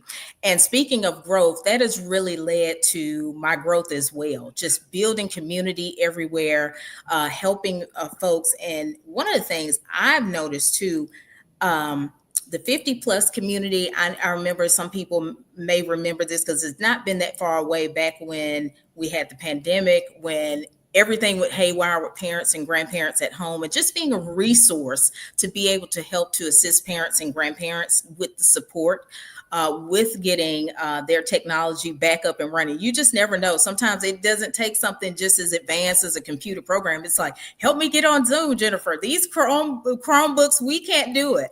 And so just helping in that special way, and just the students that I serve and mentor as the technology national program director at STEM Atlanta Women, we work with middle school and high school students and just helping them with quantum computing, just a world of difference with, artificial intelligence and computer science, just seeing their eyes light up. That's just really just been the growth point for me to kind of go within and say, you know what, let me look at my spiritual source code. It's something here other than just from the industry side, but just personal growth for me. What really lights me up and excites me to keep moving forward. What inspired you to make a bridge between that very technical, logical side of yourself and, of course, the spiritual, more creative side of yourself? Well, I would say probably about 2 years ago, I was sitting down and I said, you know what, in my quest for more, of course, when you think about what else can I do? You're working, you're contributing, you're doing women in tech events, you're hosting, giving impactful discussions and speaking. And I said, you know what, there's something on a deeper level here that I want to explore. And no time then the better. And I said, you know what, you have a deeper calling, Jennifer, to help people, not just in technology, but also really to get back to themselves, get back to, what creativity, what builds and what grows. So I think about 2 years ago, there was just an innate quest for more for me, something to go deeper. And also too, as a public speaker, what can I do to really bridge the gap and make this a really understandable topic for folks? Because a lot of times, we have to understand, and this is where I've been able to stand in the gap and be really helpful to make large over the head technical topics really easy, but really bring it down to a real life version for people. You may not understand the bytecode, the ones and the zeros, but making that spiritual source code and making that connection really has really helped. So I think about, around that time, I just said, let me sit back and see what else impactful can I give to the world? How else can I be a servant leader and inspire others? So how do you bridge that gap when you're working with the young students that you work with? How do you bring that spiritual source coding in? Well, typically with our students, because they are hit with so much, right? And so we have to bring that mental wellness piece in with them, allow them to be able to meditate, allow them just space and time, because a lot of times they don't get that time at school or at home. And so I think by fostering, giving them hands-on creative projects, allowing them time and space, and also that mental space to just meditate, being able, because so many things are just so rapid, right? And just really allowing them to tap in, because again, we do have to be cognizant too that this is not about religion or anything that way. We don't want to try to impress any type of views on anyone, but also allow them within to say, what is it that makes me happy? What makes me creative? What do I have a feeling towards? Because a lot of times we know as young minds are shaped early on by their environment, experiences, and friends. I try to empower them and mentor them to go with your heart. What do you feel? What do you love? What inspires you to kind of shape and mold that connection for them? Because a lot of times in the hustle and bustle of life, again, they may not have that space and time. It's kind of like rip and run to the next thing. But if you allow them a space where they can really look at, okay, how can I be creative? How can I give back on this younger level? Or what can I give to move my project ahead, whether it's in tech or something else that they can even lend this over to in school. And so I try to make it that connection for them there. Well, and I like how you made the distinction between it's not religion. Like meditation is about going inward to find your own truth, to just tap into your inner knowing, and teaching kids to connect with that, to connect with themselves, especially when there's so much interference. Yes. So it's just coming home to self. Right. And building confidence too, because we know that can be a major thing when you're growing up too. And also in that teenage space to young adult space, but really kids early, if you can reach them and just let them know, tap into your inner knowing, you're confident, you got this. Because a lot of things, like you said, Stacey Lynn, there's a lot of noise out here that's going to tell you can't do it. And that builds that, imposter syndrome very early. So you have to catch that and reframe that for them and really let them know how they can move forward past that and not really receive those messages and hold on to that. Well, and I like the idea of creating a culture around that, right? For these young people, especially in the education system. Definitely. Where we can celebrate and we can support that person in those aspects of self where they have those strengths. And be able to draw on the strengths while we're working to improve those areas where they may need a little bit more scaffolding, a little bit more learning and practice, and they're not as strong. It's maybe not in their forte, but tuning into, this is me, this is my unique power, this is my superpower, this is what I can bring, this is what I can contribute, using that as a foundation, as an anchor, while we build up those other skills. And I find, having been a teacher for 20 years, I'm not teaching right now, but I'd left teaching about 5 years ago. Awesome. So important to focus on their strengths and have them tap in, tune in, and believe in those strengths and use them as a teacher, as an educator too, being able to acknowledge and use those while you're scaffolding the other things that they still need to learn and grow in, instead of just pushing that, well, no, that's not what we're asking you to do right now. We need you to do it this way. And then you bypass all of that, right? And then that's where the self-esteem and the lack of confidence. And so just allowing for that creativity and that free expression and different ways of doing things. Yes. And that uniqueness to be celebrated. It's that innovation, right?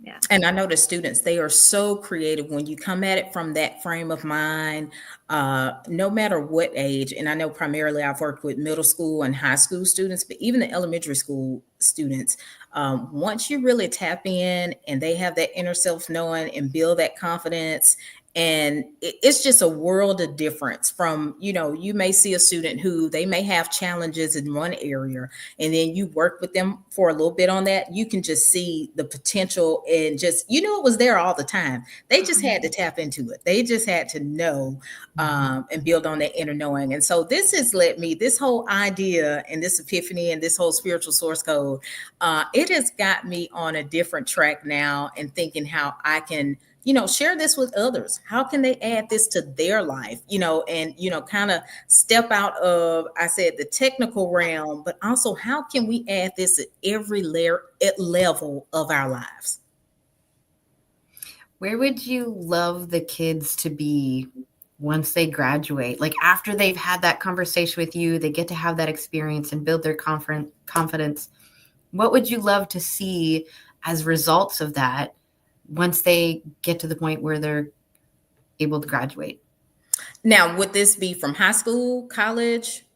Well, okay. I guess which age group do you love working with the most? Well, I will say I love working with them all, but I will say middle school, they have been really a treat and a joy. You know why? And I love high schoolers now because they are our next workforce. They are powerful and they are strong and they are leaders. But middle school students, I will say there's an energy, and we all know this. There's an energy you have like no other when you're in that 12 to 14. I mean, it's just so interesting to see the growth that they have from that point. And I'm going to tell you why. I would love to see them, if they could do anything that they could possibly think of doing, traveling the world, having just interest and just seeing different perspectives. I would love to see them where they are able to walk into different rooms, do different projects, do different things with that same fearlessness. That's the word I'm looking for. Because at that 12 to 14 stage, you have a fearlessness like no other. And that same fearlessness put together with building of their spiritual source code at that age, that inner knowing, I mean, they're unstoppable. And so I have seen most of our middle school students, when I say these kids nowadays, and, we always knew we were smart growing up, but these are some of the most brilliant kids out here around. And I just know that fearlessness in them.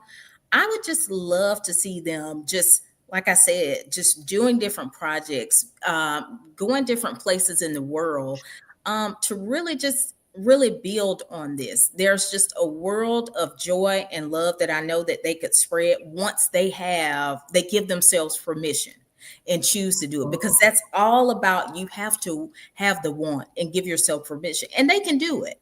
And also too, I'll say about that middle school, you would think high school, they're the leaders, they're older, but you would be surprised, students at that level, how you can inspire others. There are folks who are, and I'm gonna tell you, just the college students in high school and middle school, they inspire me. I said, you all, and so I know a younger age group could inspire the high school kids, definitely, just with all that they're doing. But I really want to see them be leaders. That's one of the things once they graduate. How do you go out into the world and lead? Lead with your wholeness, lead with your oneness, lead with the ability that you could change the world, give something back, and you may not can change the world overnight, but you have something to add to it to make the world a better place. So I just want them to know that, have that inner knowing, because it's just much bigger than them. And, it empowers them to think bigger, just holistically think about, what can I do? No contribution that I have is too small. And tapping into that instinctual, inner knowing, creativity, joy. I got this of the younger self. You know, when you look at Yes. the kids who are in kindergarten and they just do it. They know it. They know what they want. They go for it. They're so like, I got this. They're not questioning. They're not looking around to see, is this okay to do or not do? Or should I ask Joey or Sue or Muhammad? Right? Like they're just, Right. oh, I want to do this. I know how to do it. And then they set to it. And then somehow along the way, we kind of lose that. We start looking outside of ourselves and questioning and doubting. So to be able to take the invincibility of that middle age, you know, because they're at that crucial age when they're redefining their identity and finding out who they are, and tapping back into that really innate, innocent, fun, creative inner knowing of the youthful JKSK, I guess. And then, yeah. So it's about looking back at those aspects of self and then pooling them all together. Yes, yes. And you talk about happy tenacity and comedy. Elementary school kids, they're gonna give you that. Now we do have a group that we work with, and when I say, I just think all the stages are fun to work with. But when you can sit back and think about, man, what was I like in kindergarten or first through fifth grade? I mean, that's some real comedy for you. But I think there's something to be excited about and think about in just a tremendous way. And I think a lot of times as adults, we lose that. You know, it's not so much that we have to think about that we're imperfect or we're not getting it right, but just think about when you had the joy of being a child. You had no worries. You were fearless. You had, you were just going about your day and just, like you said in elementary school, hey, I got it. And when you start saying the no's and all of that, and you just have so much confidence at 2, 3, 4, and 5, it's like, let's tap back into that as adults, and again, just all the programming, all the different noise that's out in the world, we lose that. So I thought about it would be such a great time, no better time that we get back to that. Where is that confidence, that fearlessness? But let's also build it up at a younger level for kids too, because, you never know the messaging that they're getting at home, at school, with friends. And we know we are in a time now where there's different types of things like bullying going on and different things that we have to combat. And so we definitely want to combat that in a way that they have tools to give them self-confidence, self-worth, and also just the inner knowing, just to build like, hey, I'm not going to let anything disturb me. I can go inward and push through. When you guys were talking about the skills and the confidence, it kind of reminded me when my daughter was really young. I remember we were teaching her how to whistle. So she's whistling, and then just all of a sudden one day she's like, I got it. And she just stops whistling because in her mind she mastered it. So she never had to do it again. Like, but you can do it for fun. She's like, I got this. She's like, yeah, I got this. It's like a lifelong skill now. And then I think it was about 5 or 6 years later, I started whistling and she tried to whistle too. But because she hadn't whistled since the last time, she had to relearn how to whistle. And that's the thing. One of the things we have to do in life too, sometimes we have to do that relearning process. And that's why I said too, this spiritual source code, this is tapping back into that, because sometimes in life, what we thought got us to one stage may not take us to the next stage. We have to go in that test and iterate phase, just like with software. Hey, you know what? We got to go back in and relearn some things, but also we can relearn it in a way that is productive to us and where we're going, because what served us, say for instance, in college or after, or could be 2 or 3 years ago in our lives, may not be serving us moving forward. And so we always have to just empower ourselves like, hey, we can really change the track and reach our highest potential at any level. And sometimes that may recall relearning some steps. There's been several things I've had to relearn. about software and different things. And as a technologist, we're learning all the time new things. Technology is everywhere. What you learned 3 to 5 years ago, hey, tomorrow that could be changed. So definitely lifelong learning is definitely a part of my life, but it is something that we just know it's just going to happen. You're going to do it over time. So I have a question for you, Jennifer. Just let me know if I'm on the right track with this, because I kind of missed the beginning when you first came on. So with your spiritual source code, just for clarity, this is something that you also bring to businesses?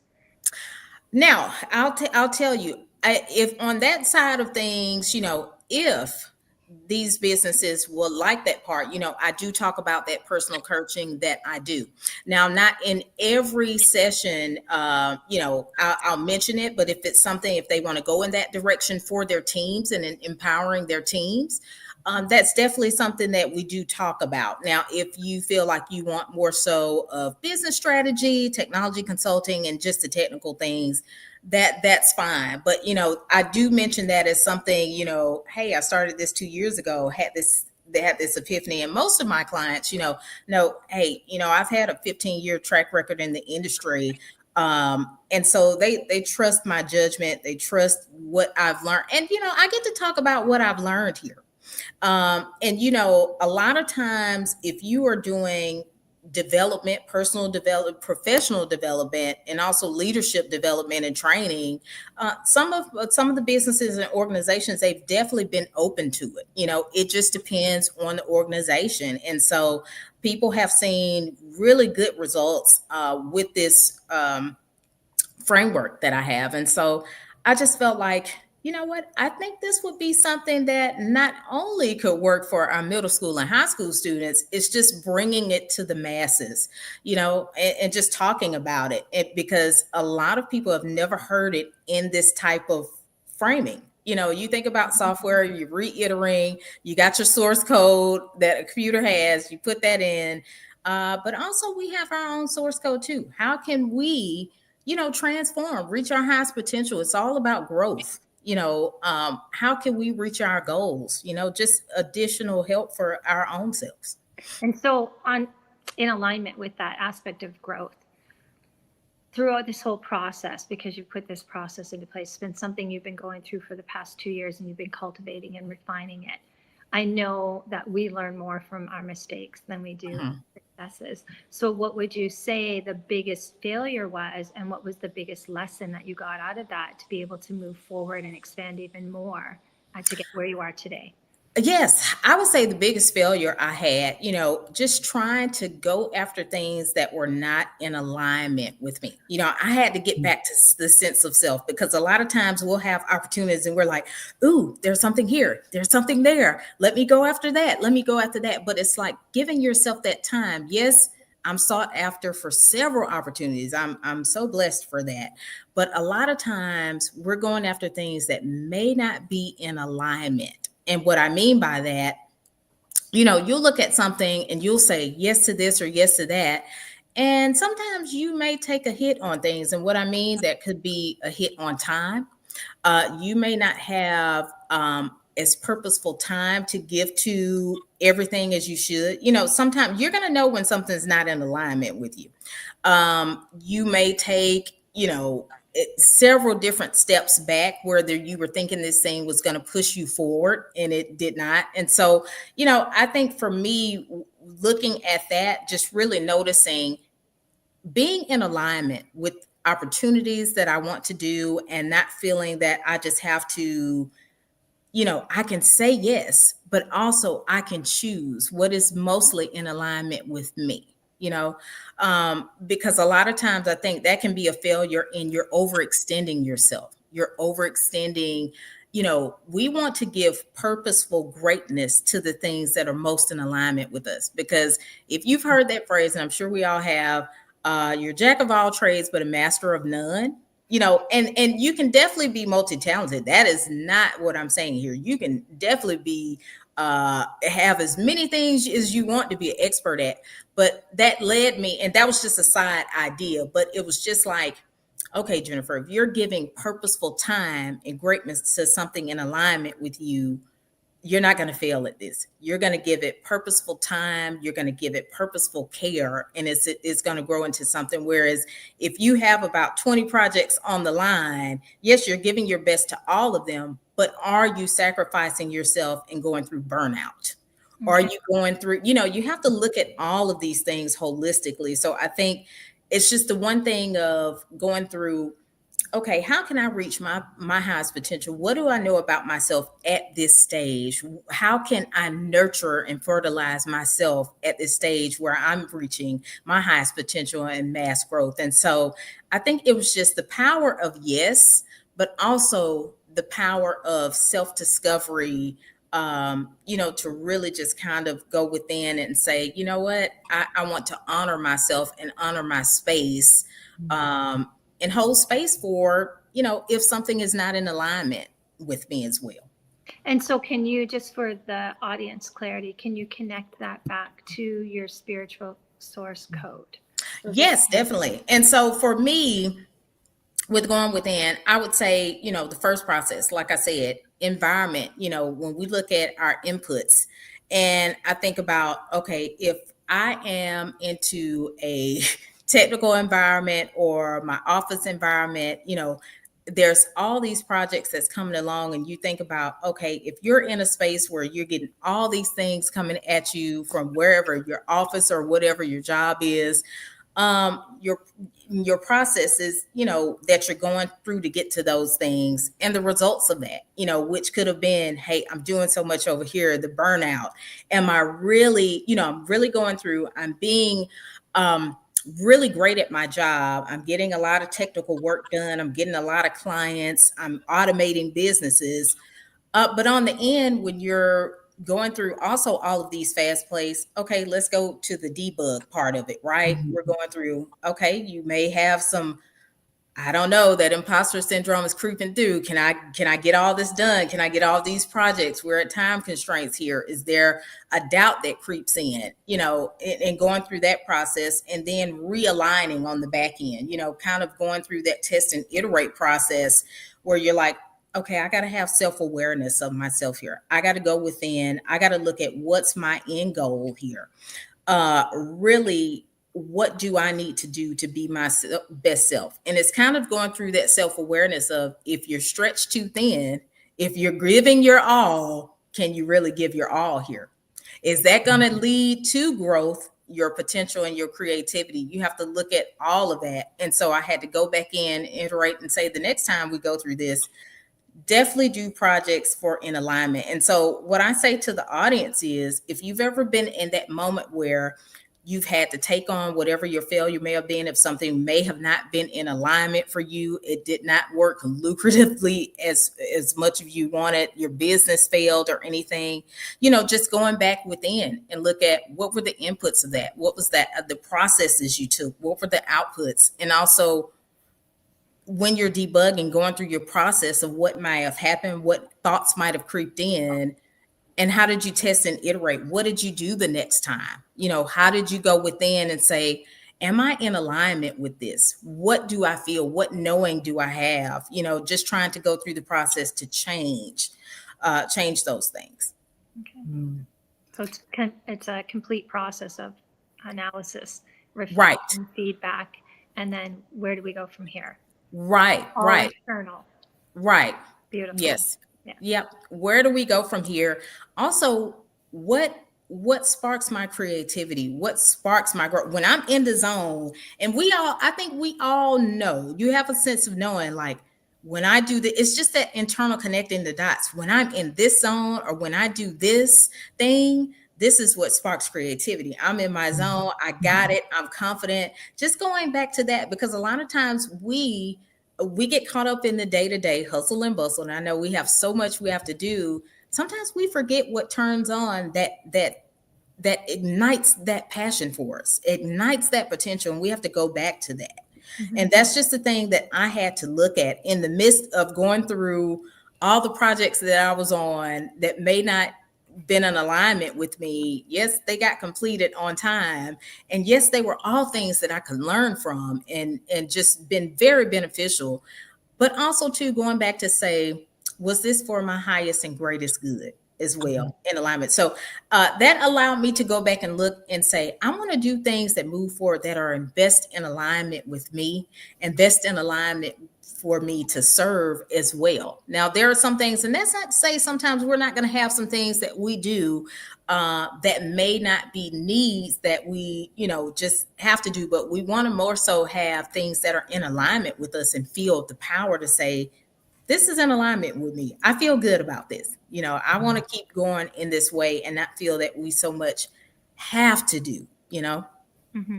I feel like you're describing this process as a process of getting to know thyself. And the more that you know thyself, the easier this process of tapping into your spiritual source code and bringing everything into alignment with that will be. But initially, it's going to be a little bit of a bumpy ride.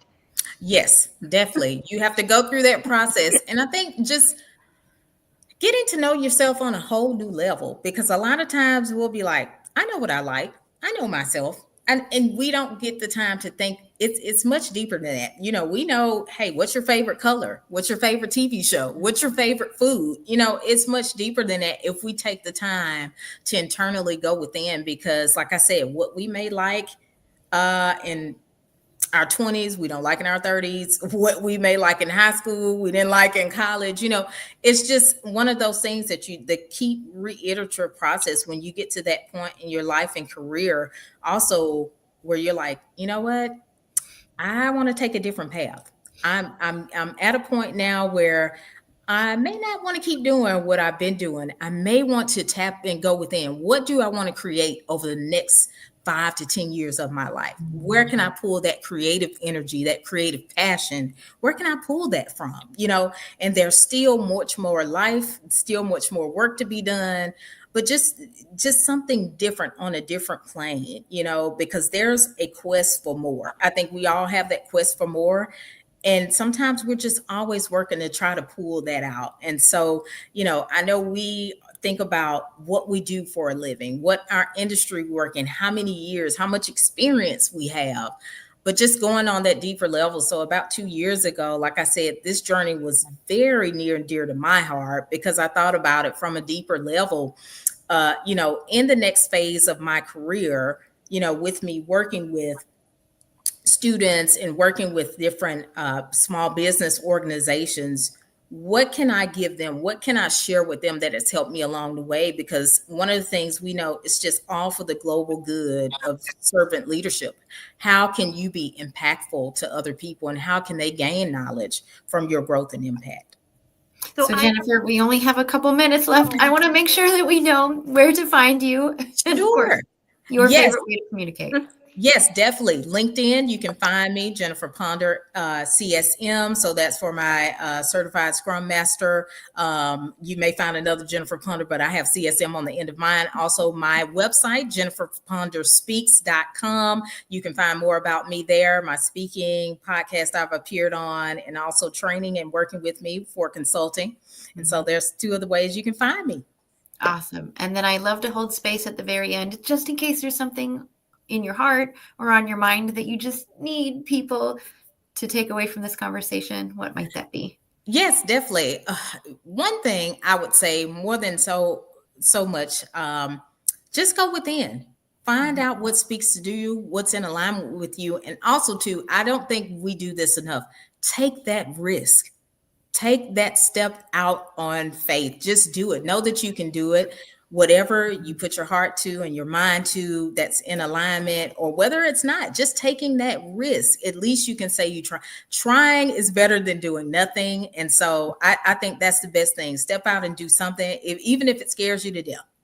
You have had that experience. So that's what I would say.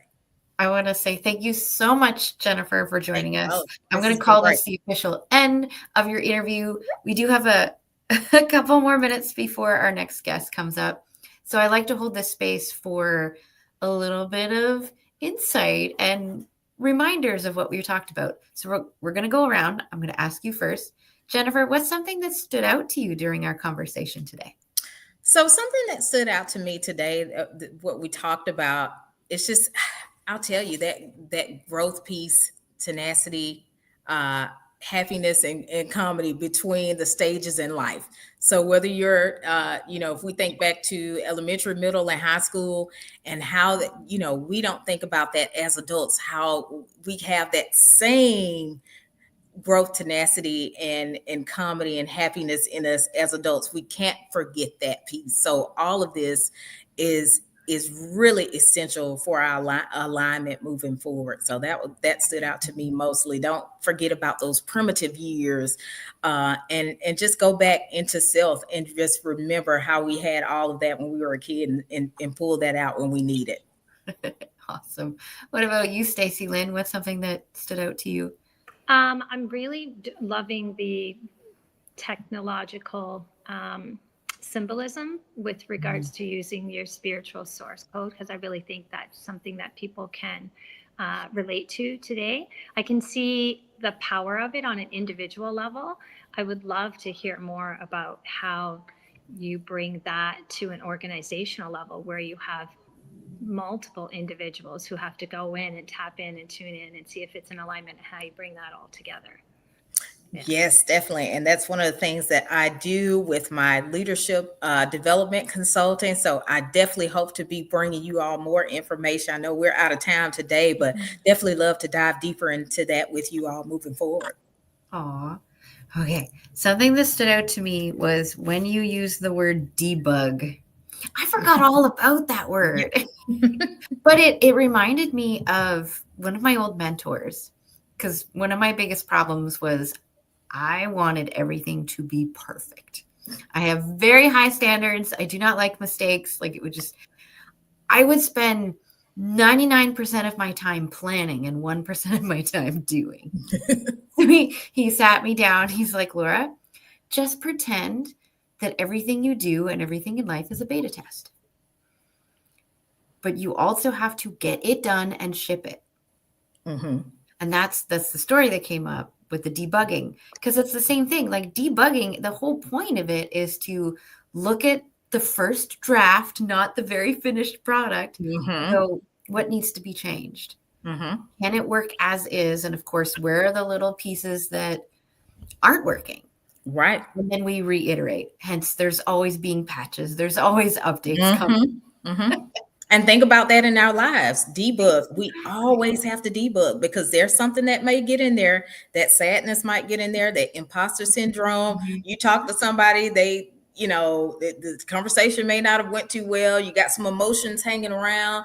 And so that just kind of made me go deeper, like, hey, we're debugging every day when we think about it, or every week. You can't, when you try to deploy, we're deploying software here. We're doing, and think about, hey, I got to test and iterate. If we think about all the things in our system and we're debugging, and a lot of times think about our own software we're putting out to the world. We're like, no, we might have gave that speech and we weren't ready, or either we were highly emotional that day. And that's not saying you can't be highly emotional, but you can just tell when things creep in. It may not have been a day where you felt your most confident, and that got in. And so just a way to realign that for yourself, and so we just have to redo some things. That's all. It's just a reiteration process, just tapping into our spiritual source code and be able to have that confidence. And so I just love everything about that. And I said, when I got that idea, I was like blown away. I said, Jennifer, this is something you need to take to the next level.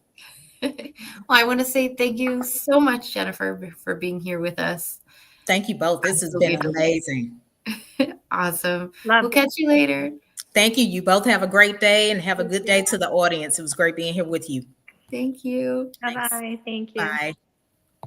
So we do have our next guest in the background. Dave, just give me a thumbs up if you're ready to join us. Can you hear me okay? Yep, I can. Well, once I bring you up, I can hear you. Yeah. How are you? It kind of looks like you have this little aura around your head. I realized I've got to put some screen or something to block that light coming in off there. Oh, it's all good. Yeah. Yeah. Stacey has one too. Wait, I'll turn mine on. Oh, there we go. So, Dave, I think you know me well enough now to know what's coming. But it's like you can never prepare for this question. Not really. I'm still going to ask, though. So the way I love to start off these interviews is, again, I just want to get to know you, Dave, behind your business, behind your message. So here's my question. If you could have other people describe you in 3 words, what would you love those 3 words to be? Empathic, compassionate, and resilient. Empathic, compassionate, and resilient, you said? Yes. Resilient. Sometimes it drives me nuts that my hand can't write as fast as my brain thinks. So, Dave, what do those words, empathic, compassionate, and resilient, what do they have to do with your core message? It wasn't until later on when I started evaluating what I had gone through. I grew up in a almost ideal childhood, and over 20 years in my marriage of abuse. Then trying to understand myself when I escaped that environment, realized that I'm an empath. It explains why I take on a lot of people's emotions and energy. Working in elementary school, I take a lot of that home with me. Mm-hmm. Compassionate, I always try and look at what brought someone to the point that they're at now. Everyone's got a story, an experience behind them. And I never thought about resilience until near the end of my marriage. I had been seeing a medium psychic of mine, and she said, you know, you're the most resilient person that's come through my door. And I started looking back and realized what I've gone through. And I will tell somebody something that's happened in my marriage and they'll go, wow. And it's like, no, wait, that's nothing compared to this other thing that I've gone through that I don't talk about much. It's like, okay, I've been through a lot. So I want to be able to empower other people to make changes in their life, so that they can lead a happy and rewarding existence, and rewarding for themselves as well as other people. I'm constantly trying to give the message back about, if you're in a terrible situation, it doesn't have to be like that. I grew up in this wonderful childhood in my family, and then I started working with abused kids in 1994, and it was like, oh my gosh, I looked at my parents totally different, and thankful for what I grew up around. And I experience a lot of kids in my work at the schools that have terrible childhoods, and I just feel so horrible for them. So is it because of your own experience that you became a teacher? Like, I guess, why the teacher aspect? Well, it was funny because a year before I started in education, my medium friend said to me, you're going to be in education. And I thought, no, I've never considered that. And why? Yeah. And then I just fell into it. And then I realized, as now I'm watching the synchronicities through my life, that I fell into education because I helped my son through my separation and the other parent trying to alienate him from me. I transferred him to school, transferred to his school during COVID to see why he was struggling. And we're like best friends now. So it all worked out. And it was like a path that I was meant to be on. And I've touched a lot of students, like the one high school I worked at, this one boy hated men and he didn't have connections with any male there, but in drama class, he saw my vulnerability when I told him my experiences. And he said he was very protective of me after that. So I'm hoping to go to his graduation this year or next, and I'm going to be cheering the loudest for him. Aw, that's so sweet. And I've always had such wonderful experiences with drama teachers. Did you want to be a drama teacher, or did you just kind of fall into that part too? No, I'm an educational assistant, a teacher's aide. Okay. But I was assisting with the drama teacher in her class because of the high needs for some of the students. Yeah. And I connected with some of those kids that were really struggling, and that's where I was meant to be. I bounced around now that my son has graduated high school, and I've been in elementary schools the last couple of years, and people ask me what I like better, high school or elementary, and I always say it's just a different type of connection. Yeah. Yeah, to see the kids of both ages, it's just amazing, the resilience of them. Now, as an empath, what tools do you have, or how do you help yourself through the day being around so many different people at the same time? I crash on the couch when I get home. I have learned to practice more self-care, meditating, trying to do things with that. Finally, now I feel like the last couple of years that I can get back into things I enjoy, playing guitar and building things. So that's a nice escape. And I can understand when things start to overwhelm me, large crowds or screaming, and then I can deal with it appropriately, whether I need to run for the hills or whether I need to help the crying child.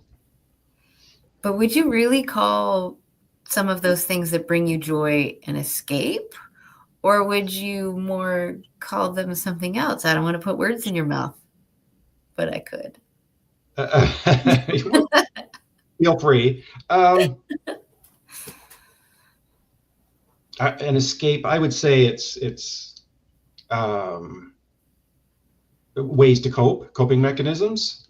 Okay. From when I was a teenager, playing guitar was always a great coping mechanism, way to express my feelings. Would you do it if you didn't have to use it as a coping mechanism? I think so. Okay. Yeah, because I think that brings out the empath part of me that helps me bring out the feelings. And Yeah.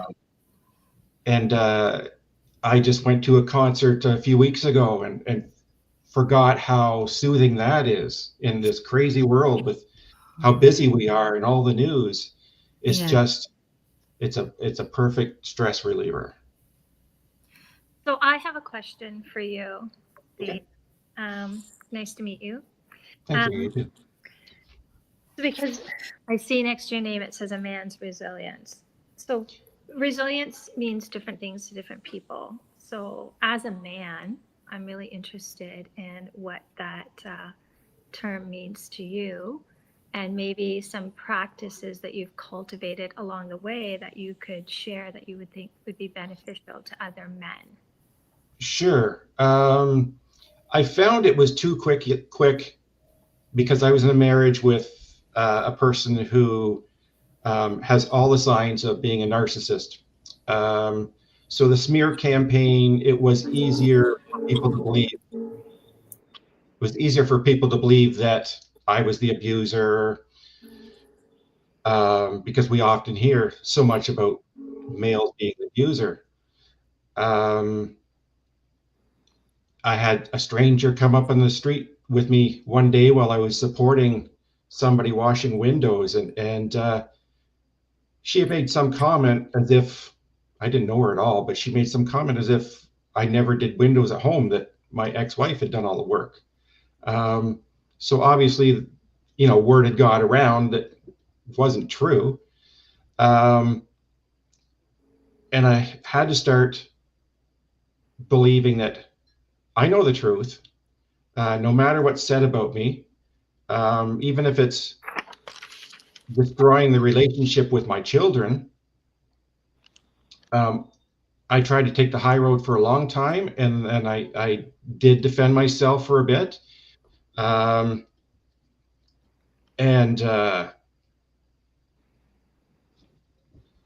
don't think I ever worried about how I was going to be judged as a male. I'm talking talked to mothers of sons who have gone through what I go through.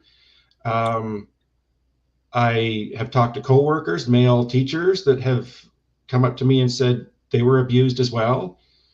We're taught as youngsters, we're not to talk about things, man up and don't talk about it, just get over it. One of my good friends said I shouldn't be sharing my story.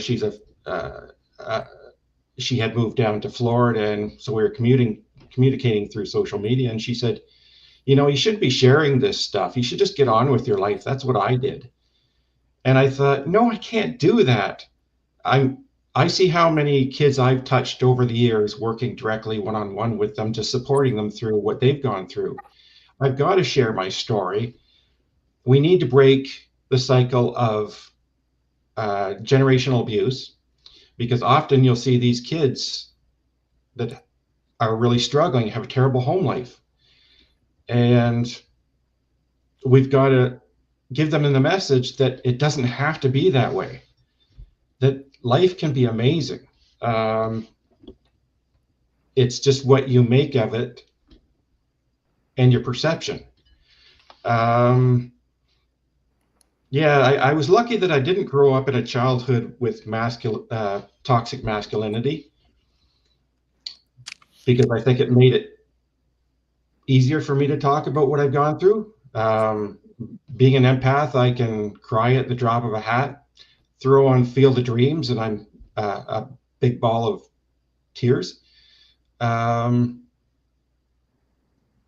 I think coming through the smear campaign and knowing what was the truth, I learned to care less about what people said about me. Yeah. So let me just recap. I just want to make sure I'm understanding what you're saying. A recap for us and for the audience. And if I'm off, then you can correct me. Okay. So what I think you're saying when I asked the question, what does resiliency mean to you? That you were highlighting that it means getting in tune with your own truth. Right. And following your own intuition and that truth and your own path, and knowing what's for you and trusting what's for you outside of other people's personal opinions or projections on what you should be doing or shouldn't be doing, or who you are or who you aren't are. Right. Does that sound right? Or am I? Yeah. And I think with resilience, like everything else, is built on courage. I had the courage one day to say this is not the life I want to live, being abused and trying to stay for the kids' sake. It was not helping the kids at all. So I had the courage, and oddly enough, it was one night when I was driving home from work, I heard my mother's voice, who had passed away a few years earlier, say to me, "You deserve to be happy." And it was that night that I went home and I said, I want a separation. I said, we're like oil and water.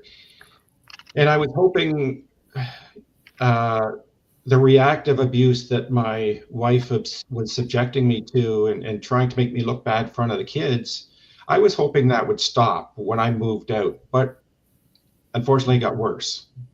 And you learn what you can control and what you can't. And one of the things I thought after both my parents passed away was, I'm the captain of my own ship now. It doesn't matter what anybody else wants me to do. It's my choice, what I do from here on out. So, I know in my own experience, one of the biggest lessons I learned was that I did have to choose me. You mentioned being the captain of your own ship. You're like, but I'm so used to other people driving it for me. I don't know how to do it. No, that was a big lesson. And then the hardest lesson was how much courage it takes to do that. Massive courage, which means it takes a lot of energy. And then to try to do it in an environment where you might not have support when you're acting courageous, Like it just like it multiplies the effort. Yeah. So I Yeah. just So want to take a moment to applaud you for all of that.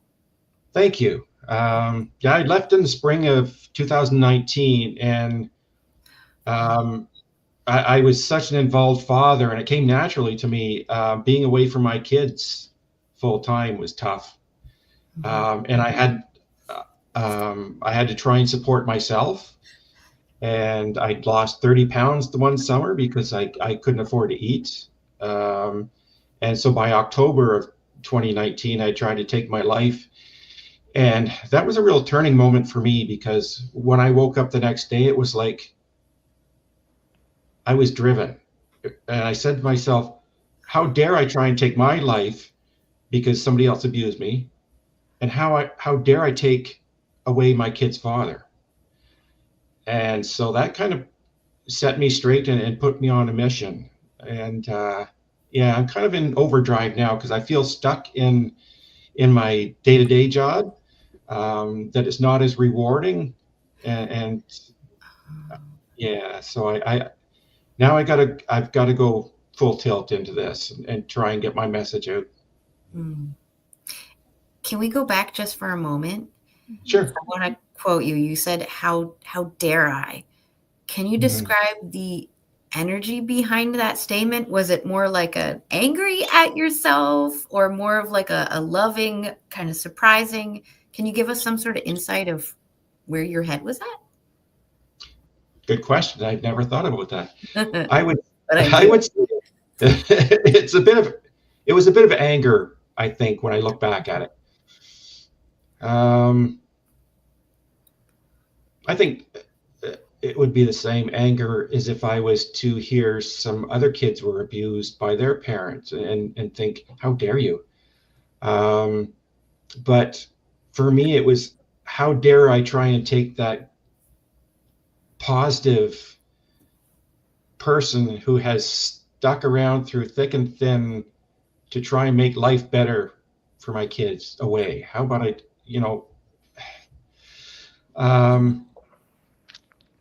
and then I think, knowing that I was better than all of these lies and everything that was told about me, I knew the truth about what was going on. I tried to shield my kids from it. What was going on. I told my youngest that I had gone to a conference on intimate partner violence a couple of years ago, and he said, you would know a lot about that, Dad. And it killed me to hear that, because I thought I shielded it from them enough. But kids aren't naive. They know what's going on. They know what's not right. They can feel it. So yeah.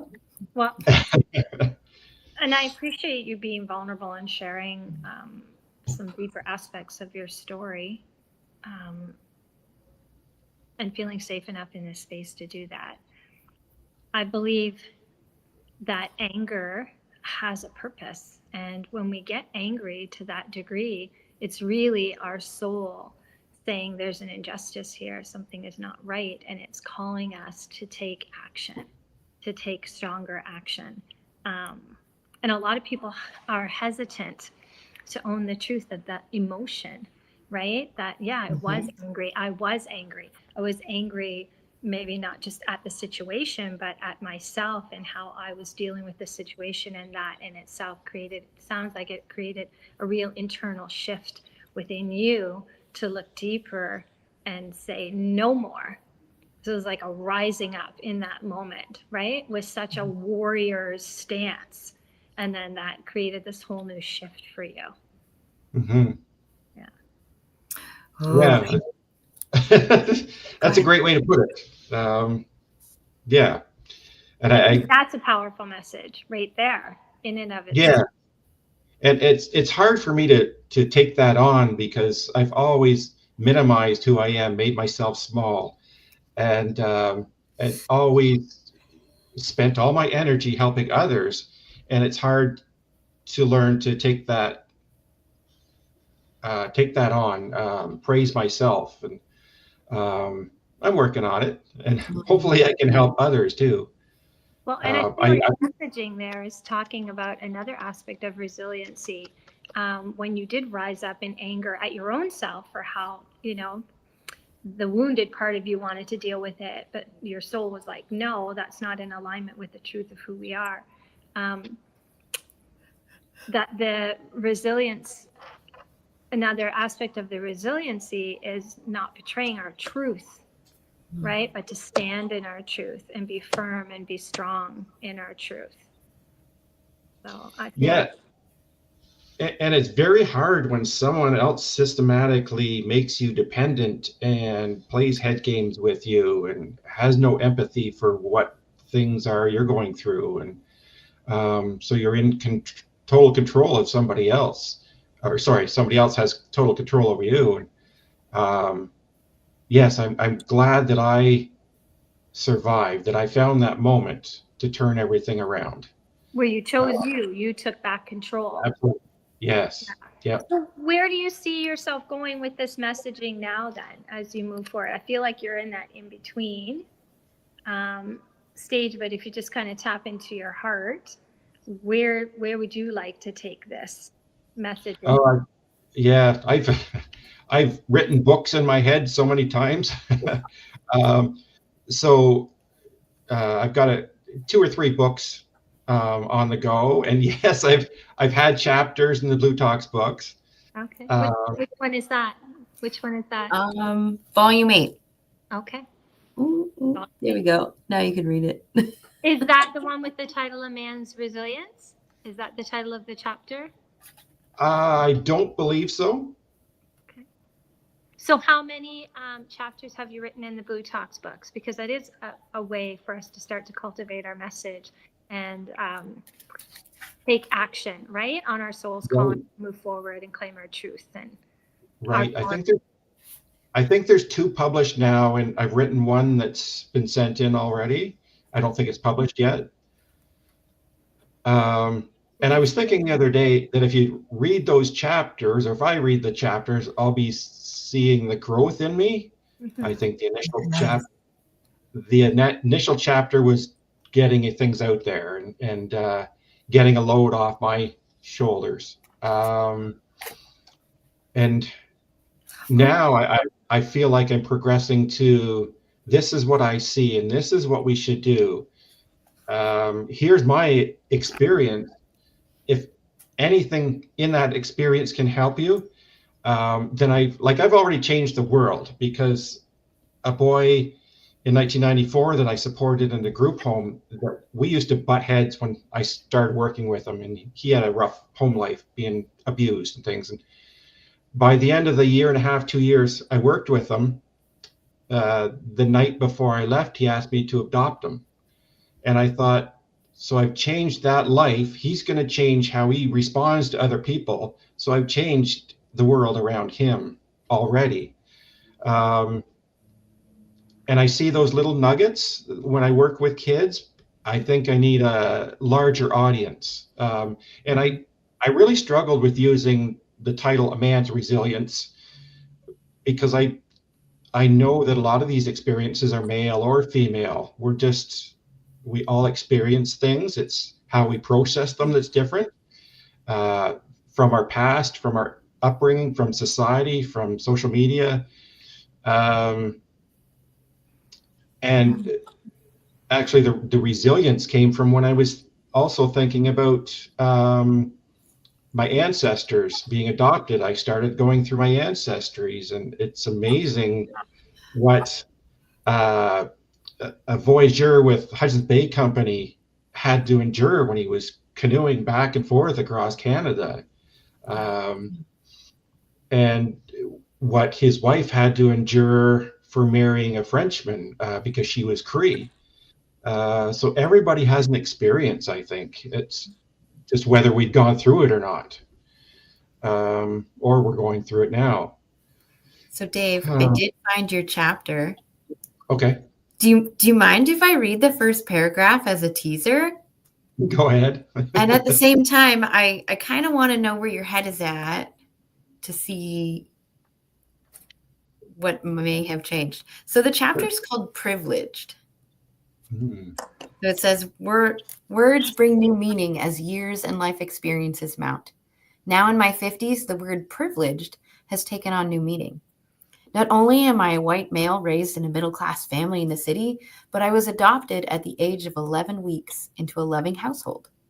My parents fell in love at a young age and stayed married until they both passed. In my childhood home, I felt both safe and loved.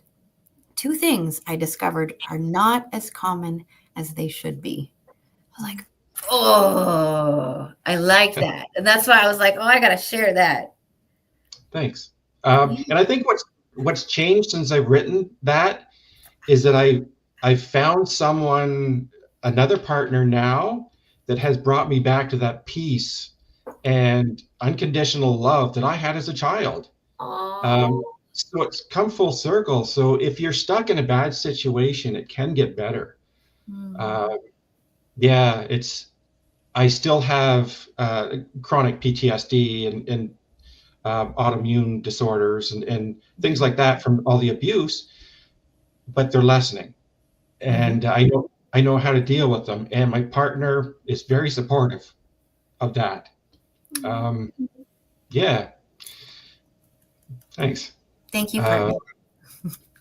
I do have a question for you. If that's okay. Do we have time? Yep. Okay.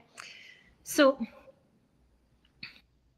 what's your advice for people who might be undergoing like this type of trauma for how to shift out of, because this trauma is very real when you undergo any type of abuse, but we get stuck in it when we stay in that victim mindset. So what's your advice to help them, own what happened to them, because it's a real thing, and honor that, but shift out of the victim mindset to reclaim their power, which is what I see you doing, right? Through all of these steps that you're taking. So maybe highlight how you have been able to do that or start that process, so that other people may be able to benefit from what you've learned on how to shift, how to honor yourself, what you've been through, but not stay stuck in Right. And reclaim your power. Not to be specifically a gender pigeonholing this, but I know men are not all that forthcoming with wanting to go to counseling. It's for some reason, I know my mom went to counseling when I was younger, and it helped her. So it wasn't taboo for me to think about counseling. The first counselor I went to in 2005, it was a female, and she said my ex was pregnant with my youngest at the time, and the counselor said, "How dare you think about leaving your wife while she's pregnant?" And I thought, well, wait, would we be talking to a female like that, saying, "How dare you leave that marriage even though you're being abused?" Well, we wouldn't, probably. And so I did feel all alone, but it helped me to understand that people, only I knew really what was going on in that household. To me, I started journaling, which is something my ex did not like when she found a journal. Yes, because I was keeping record of what was going on, and I could prove it. But it helped me process things. So journaling, counseling, I did find a wonderful counselor that I still see to this day, and she totally understands and kind of reads ahead as to what's going on and what I've been through. Journaling helped me get it out, someone to talk to basically on paper without being judged. And I kind of wish I'd started earlier, but make a plan to get out if you're not safe, especially, and keep your card close to your chest. Get as much information as you can. There's not that many shelters for men. There are more for women.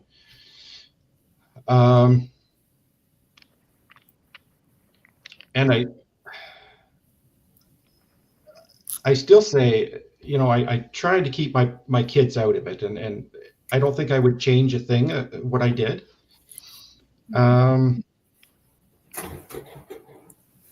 if someone is questioning your story, then you need to move on, because my parents, because I was triangulated from my parents with my ex, my parents had a hard time understanding what I was going through, because they see sunshine and roses when my ex used to come over and putting on this false mask about who she was. So it didn't take, sorry, it didn't, sorry, I haven't had my coffee yet this morning, so talking to my parents didn't help much, as they couldn't understand. Now, later on, who my dad never said a bad word about anybody. He did say she's too smart for her own good. But if you do have somebody separate to talk to, you can always get advice from them, whether you take it or not. Yeah, and I think being kind to yourself,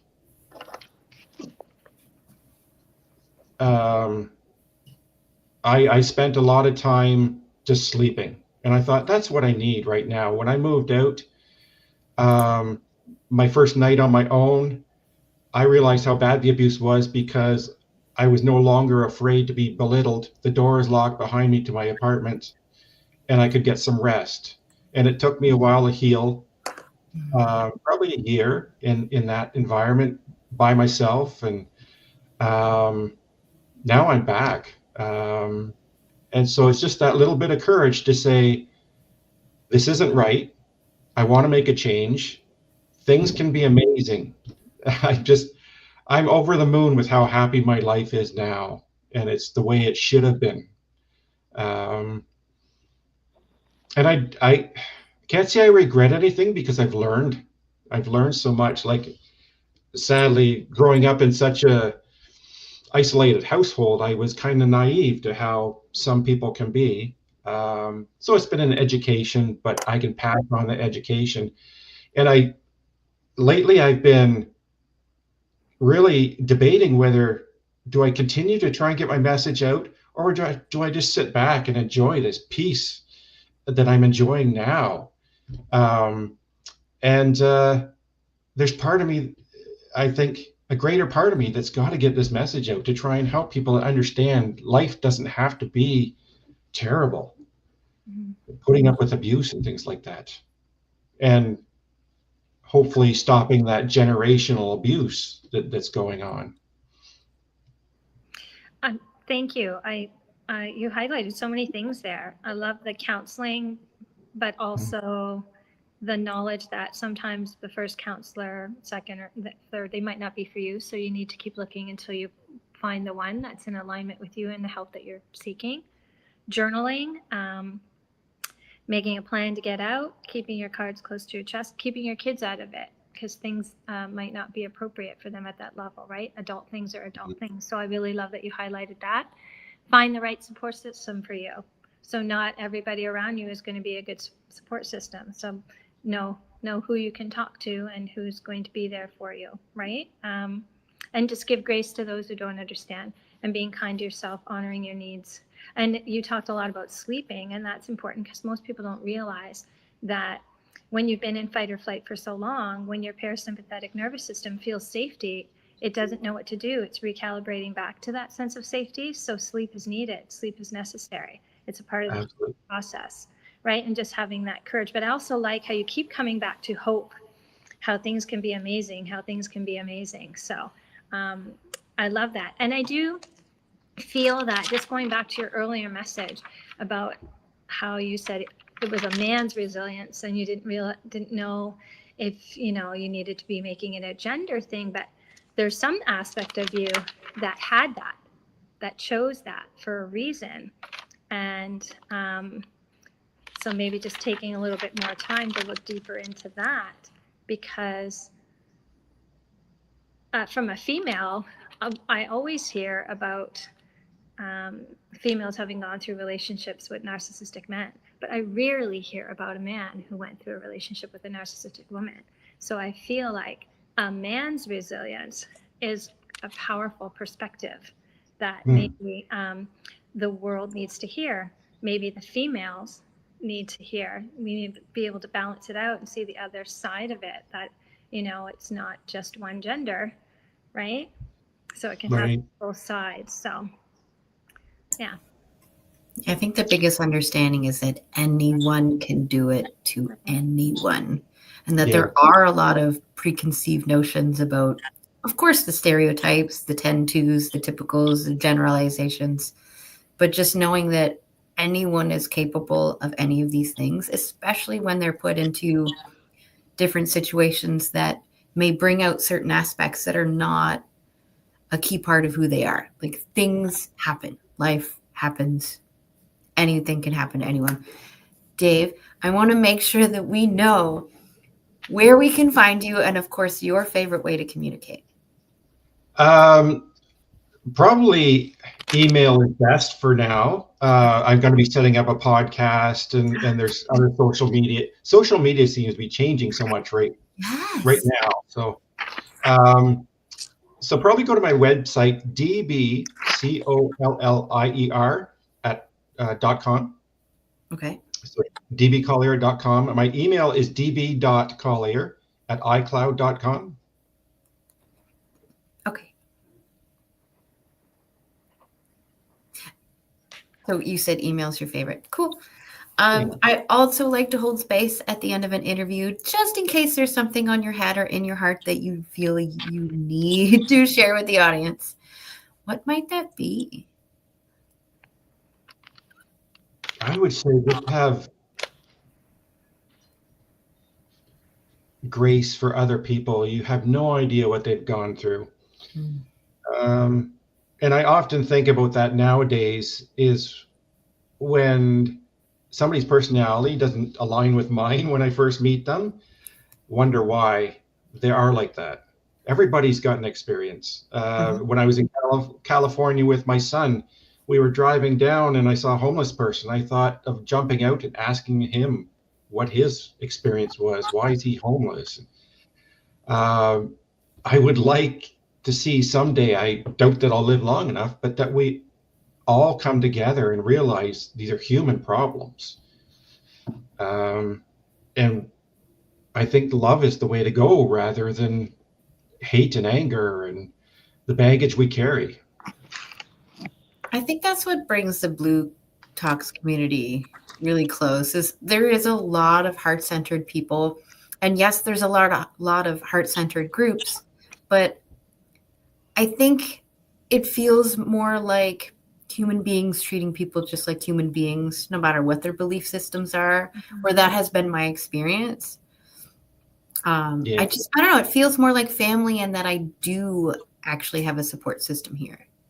Yes, I always consider bLU Talks a family, because it seems like that, kind of all aligned different ways, but it's all to help other people. Thank you so much. Thank you. I've enjoyed this. Thank you. Yes, me too. And I do really appreciate how vulnerable and open and honest you were. So it is seen and noticed and appreciated. Thank you. Yes. So I will call this the official close of our interview, but we do still have a few minutes to chat. And I like to take this time just to highlight some of the wonderful things that we talked about. So I'll go around, but I'm going to start with you, Dave. What is something that stood out to you in our conversation today? Oh, that I'm on the right path. Because I do wonder whether it's much easier to sit back in a quiet lifestyle and just wait for retirement and carry on. But I've had this experience for a reason, and as I watched synchronicities and my intuition, that experience was for a reason. Yeah. Aw. What about you, Stacey Lynn? What's something that stood out to you? Well, really knowing what you can control and what you can't control, and that ultimately the decision lies with you. And Dave, you had said like you're the captain of your own ship, right? So only you can change the circumstances that you're in, and it's up to you to make that decision. Yeah. Yeah. And I think one of the other messages that I got was one day I was in the car. I remember exactly where I was, and I was listening to satellite radio, and there's an interview with Bruce Springsteen, and it's just kind of in the background. But I heard this message, I'm a stranger to myself, that Bruce Springsteen said it in the middle of it. And I thought, that's exactly what I've become. I forgot exactly what I loved, who I was at the core. And that experience did that to me. But I'm back, and I'm enjoying life so much now. Yeah, you just reminded me of, I used to say, like, I've become invisible in my own life. I've allowed myself to become invisible, which is the exact same thing as saying you're a stranger to yourself, because you no longer have any sense of personal identity. That's right. Yeah. I wrote an article for a magazine, and I think I called it Finding Yourself Again. And the whole article was about when trauma stuff happens like this, it feels like you lost yourself. Yeah. And then you spend so much time trying to find that old version of you, you don't realize that that old version of you is so outdated that if you do actually find that version of you, it doesn't feel right anymore. That's right. Yeah. But most of the time, what actually happens is you've finally been forced, I guess, to learn who this new version of you has become. And I'm like, yes, that is exactly what it feels like. And then every time you have that personal growth, it's like you're grieving that old version of you over and over and over again. Right. So because one of the things attached, because you become attached to it. Each new version, so you become attached to it, and then we have to release the attachment. And the great, sorry, go ahead. The thing that stood out to me the most was when you said that you were interested in what brought someone to the point that they're at now. When you were talking about your experience in high school and the working with the drama students, I was like, what brought someone to the point that they're at now? That drives me a lot in why I do these interviews, why I like to talk about the human being and not necessarily just the business or just the message or just the offer or just. It's like all of this is connected. There was a reason why you got started to learn those skills, to be interested in those students, to ask the questions and do the things that you did. Yes. And now that I'm listening to my intuition, I'm listening to it to where I'm supposed to be pulled. And it was like one day I was at school, okay, that person needs me. And I walked over to them, and it turned out I was needed there. It's like, it's unbelievable the way the universe works. It really is. This was so much fun. Thank you so much, Dave, for being here. Thank you both. Thank you. Oh, and that blanket looks really warm. I mean, I got my own blanket because I'm cold. But part of me is like, I just want to wrap myself in that blanket. Again, thank you so much, Dave. Thank you. Take care, both of you. Thank you. Bye, Dave. Bye. Our next guest is waiting for us behind the scenes. I see you. Just give me a thumbs up if you're ready to join us. Hi, Gayle. Hi. I'm loving that me okay? tree. Yes. That tree is not covered in snow, and how nice that would be right now. There's a bit of snow here, but I'm pretty lucky. We're supposed to be having an ice storm right about now. So I'm like, am I going to lose internet? Well, same. So I live in the middle of nowhere in BC. And so when it snows, the trees will fall on the power lines. So, yeah. But I think we're on the melt zone. Oh, okay, good. I think we're supposed to melt later, but right now it's supposed to be ice everywhere. So I want to get back to you. I want to make sure that we are understanding who Gayle is, not just Gayle's business and Gayle's message. So I love to start every interview off with the question, just to shake things up. And we're going to learn a lot about you before you even tell us anything about you. So are you ready for my question? I hope so. There's no wrong answer. You're all good. So, Gayle, if you could have other people describe you in just 3 words, what would you love those 3 words to be? Okay. So like kindness is just my I mean, I can't say anything. Who doesn't want someone to say that they're kind? And there's not enough kindness in this world. Like true kindness, where someone cannot, like if you do an act of kindness, they cannot repay you for that. Like not reciprocal, right? Yeah. We need more kindness of just like random acts of kindness and just being a kind person in general and giving people grace, you know, for who they are, the decisions they're making, all of those things. So kind. I think I'm authentic, which is funny because I'm an introvert. And that's not funny. That's I mean, not funny. It actually is very much in alignment. We can talk about that after, but continue. Right. And so, but I love connecting with people. If I connect with you, I have a deep conversation with you, which sometimes makes it weird, but no, I love it. Continue. So, I think I'm authentic. Like, I think people would say that I'm authentic. I'm not afraid to say or share something about me that would connect us together as humans, because I think there's not enough of that either.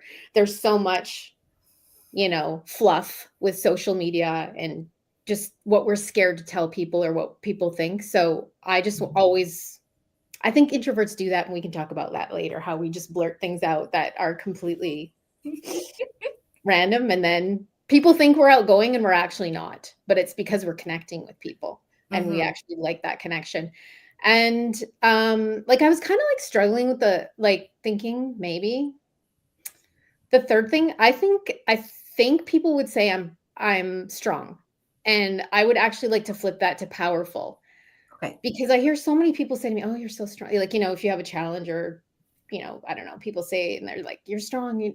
I like powerful. I'd like people to see me as powerful. I think that women are powerful. I like men. I have a husband and boy. I have sons.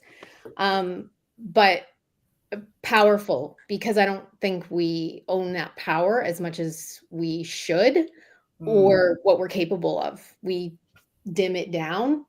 So, and I am quiet, but when I reach that level of something that I'm passionate about, you know, everyone's like, "Oh, here she goes." So powerful. I love those words. We do have to go back to the whole thinking the authenticity and the introversion is not related. So much is. My favorite thing about introverts is that they really do so much of the processing and thinking themselves in their minds that when they finally do choose to speak up or have a conversation with somebody, their thoughts are on point. Like they don't have to externally process. I'm an extrovert and an external processor. So my favorite people to talk to are the introverts, because you and I can have a deep conversation without having to do all the fluff first. We can just go there right away. Totally. It's so good.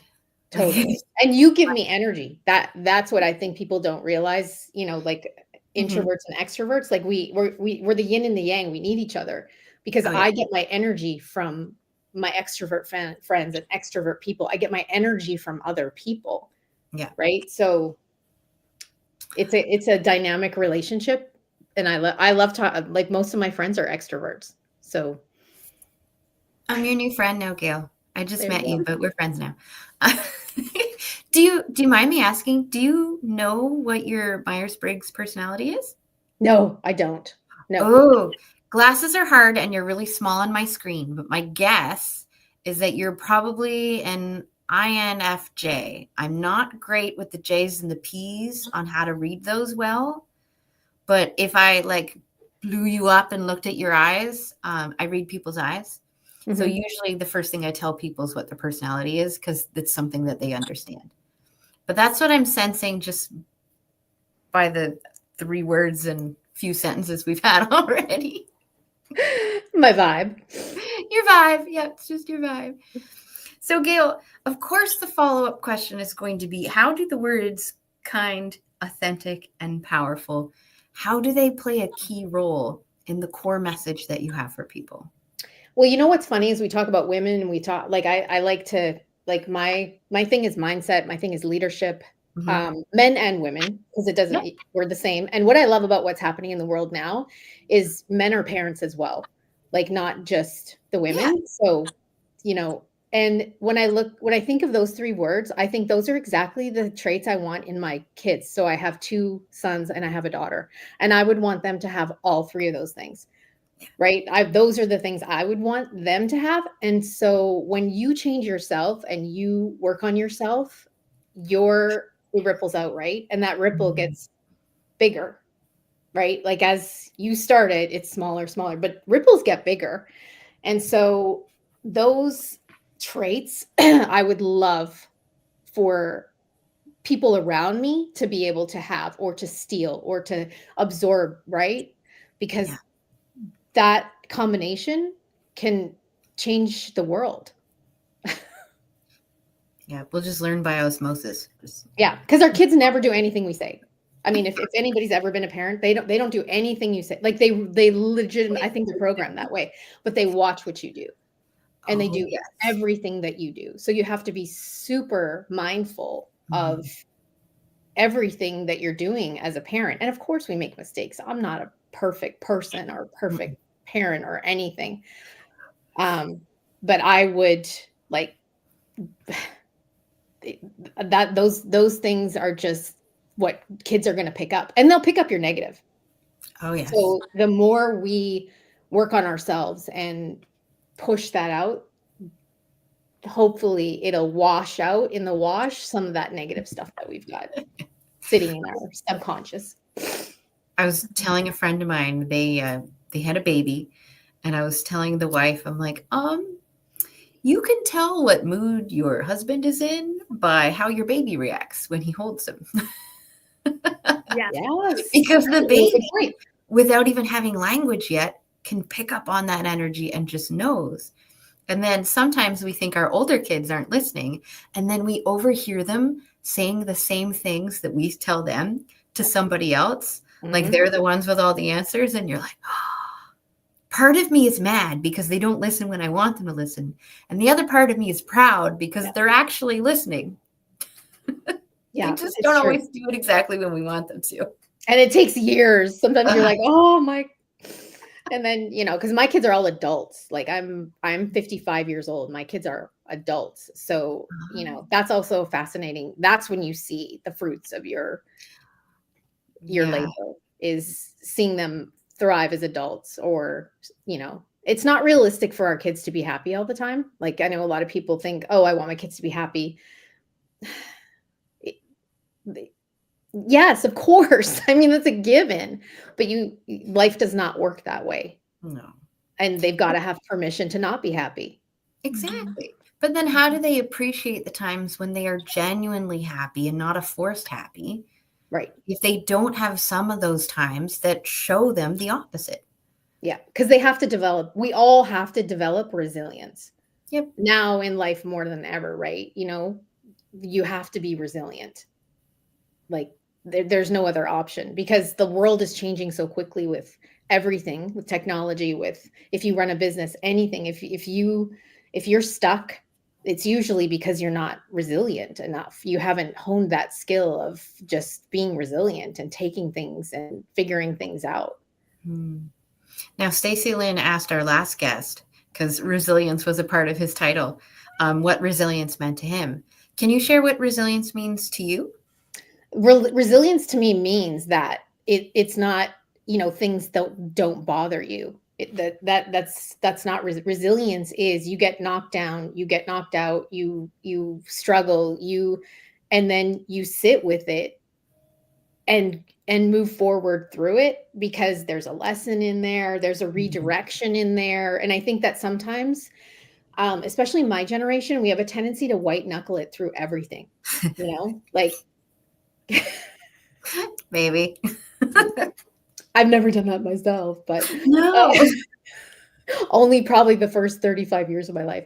But we tend to white knuckle it. And resilience is like, okay, is this a course correction? Is this is this something I just need to get through and heal and, move through? That's what resilience means to me. Oh, so you mentioned mindset, leadership, parenting. What is it that is your core message? Like, what are you trying to teach people or share with Mindset. people? I think that mindset is, I started a business like late in my life. So I was a registered nurse for over 20 years. And, that was a job where you just go to work, you get a task, you do the task. Yeah.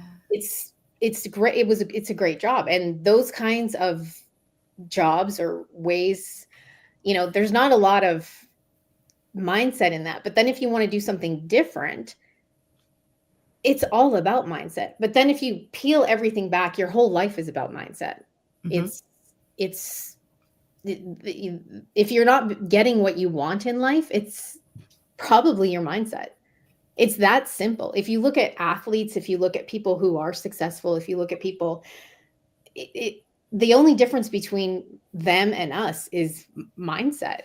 You don't go to the Super Bowl.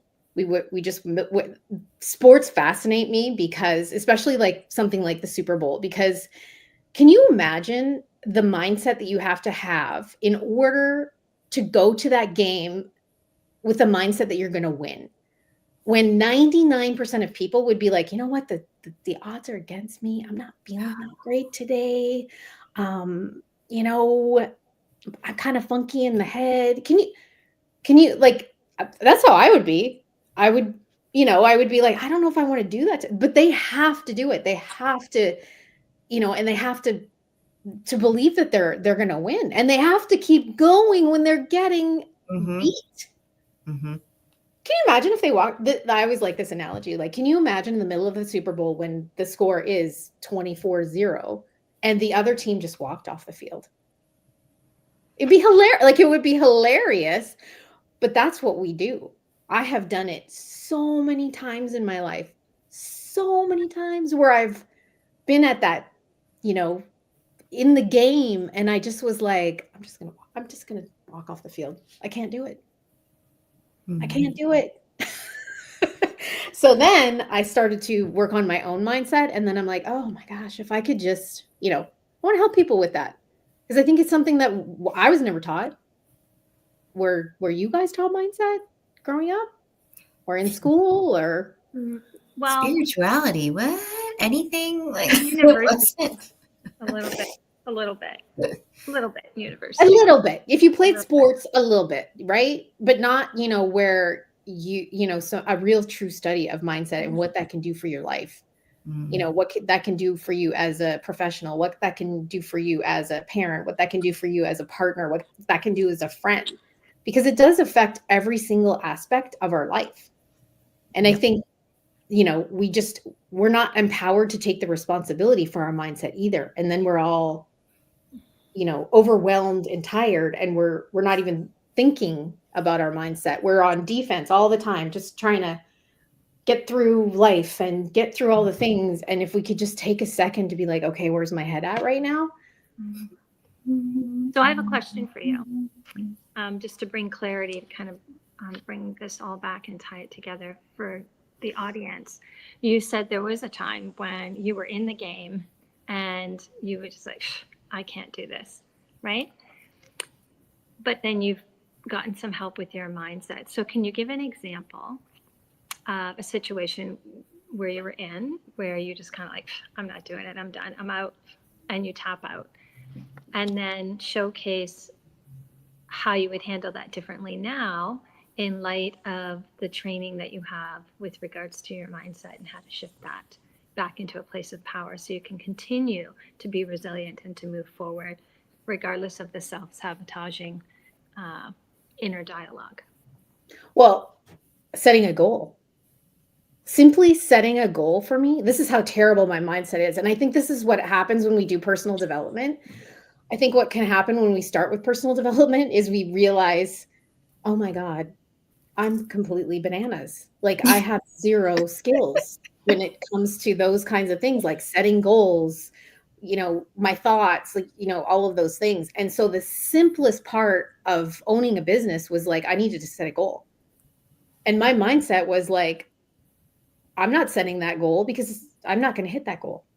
Mm. There's no way I'm going to hit that goal. Like, I'm not going to hit any goal because I'm just not. And so now I am the best goal setter I know. And the reason for that is I completely changed my mindset about goals. A goal is simply a target that you're reaching for. It doesn't matter at all if you hit that goal. It really doesn't. It doesn't. And changing your mindset from like, you know what? That's my goal. That's where I'm going. I'm going to get there no matter what. Now you're 99% closer to your goal than you were not setting the goal at all. And I understand with a different mindset that if I do everything that I'm supposed to do, so you set the goal and then you have action steps. And this is where I think people get tripped up with goal setting. Then you have action steps. If you do the action steps towards the goal, you're going to hit the goal. So it's so important to change that mindset from I'm not even setting the goal, I'm going to go watch a Netflix series, to I'm going to set the goal, I'm going to take some action steps, and I'm going to change my self-talk and my mindset and my limiting beliefs to just do the things I'm supposed to do. And if I hit that goal, I'm going to celebrate. And if I don't hit that goal, I'm probably 90% there, which is 90% further than I was before I set that goal. Hmm. I always liked goals in different, I guess I would call them steps. Yeah. So I'm very much a visionary type person. Like I love thinking and planning of like, what is something super cool, but might not be realistic. So I used to be really in love with dumb goals, which is something that Brendan Burchard talks about a lot, because he wants you to think about the big dreams, the big missions, like go well beyond reality and what you think is possible. And then I also loved when Chalene Johnson was talking about push goals, which is kind of like thinking of what is the beginning domino that if I just accomplish this goal will help start or jumpstart multiple goals. Mm-hmm. And then I hear a lot of people talking about SMART goals, but I see SMART goals as more of the tasks versus a big goal that my journey is bringing me toward, because then I feel like I can be more specific and time bound and measurable. But if I try to apply a SMART goal to my big life dream and I never, ever hit it, all I'm going to do to myself, because I know me, is put me into a shame spiral, a guilt spiral, like all of that. So I do love that when you talk about goals, it really is about the mindset around it, not so much about just follow all the rules. And I think that, go ahead, Stacey. Well, I think that the SMART goal doesn't necessarily apply to that big vision goal, because the big vision goal is something that is supposed to be so outside of reality that we have no idea how we're even going to achieve it. Like we don't know how. And that's what inspires us to think bigger and opens the universe up so that better things can happen for us. And we're not thinking small, but so the SMART goal is more for those tangible, well, where can I start now? What are the things I kind of need to work on now? What resources would I need? What I need to kind of even sort of get there, and then start with that. Yeah, I'm with you. I don't see the SMART. It doesn't, because it's too big, but we love it. We love those big goals. My issue is I'm great with those big goals. I'm so great. I can think Me in too. expensive ways all the time, but it's bringing Stacy Lynn back down to reality and the tangible, like what can we actually achieve and focus on now to continue moving forward and creating momentum. Well, and when we get our mind on our side, like think about even with exercise, if you get your mind on your side, like actually working for you, everything comes so much easier. And that's the law of attraction as well, right? Like, you know, that's what that is if you have your mind on your side, then you can do that. But I also realize that we can't have a complete brain transplant to change our mindset. And Dang. I know. And we have been programmed with love about don't get your hopes up, you know, don't reach too far, you know, all of those things are in our minds. And what I've learned is I can't have a total brain transplant, but I also can't go so far into personal development that I'm paralyzed with impracticality. Like, you know, you have to keep moving forward. And so putting your mind on your side by just like think of like a flower, you know, or a garden. Like and think of your mindset as like your garden or your flower. Like you don't change the flower or the garden. You pull the weeds, you give it fertilizer, you talk to it, you love on it. Like you don't change the flower. And I think that sometimes when we get into personal development and mindset, we think that we have to change completely, like we try and change, white knuckle it through our mindset. And really there's so many just little things that you can do to change your mindset and to keep it to nurture it instead of trying to change it. Because sometimes we have so many deep-seated self-limiting beliefs that if we took 20 years to change that, sure, that's great. But, you know, get your mind on your side, fertilize, water, do the things you need to do for your mindset, because the quicker you can grow it, the quicker everything's on your side. And then everything is not such a struggle, because that's where everyone gets caught up, is in the struggle. You know, like it's too hard with life right now. If you're a working parent and maybe you're having issues with your health or relationships and, you know, all the things we deal with just think of an hour of your day. You don't have the time or the mental bandwidth to work on that mindset. But there's a few things that you can just do every single day. Like I'm like, don't ever send me, you know, people I work with know, don't ever send me like a sad face emoji. You know, like don't tell me something. You can tell me something that's negative, but don't have that emoji that's like a negative. That's disempowering language. Think about the disempowering language that you use every day. Like when people say, well, I can't afford that. Yeah. You know what? If you really thought about it, you could afford it. You're just choosing not to. And that's okay. You can, you know, like people say, oh, I can't afford a coffee every day, in that tone. And then if you say to them, you know what? You could afford a coffee every day. You're just making a financial decision to not have a coffee every day, which is amazing. So just be like, I choose not to have a coffee every day. That's way more empowering than me like, I can't afford a coffee every day. And just those little shifts that we make in our language, in what we're reading, what we're putting in our head, can have way bigger effect than, like I said, having that, trying to hope and pray that we have a complete brain transplant to get rid of all this stuff in our heads.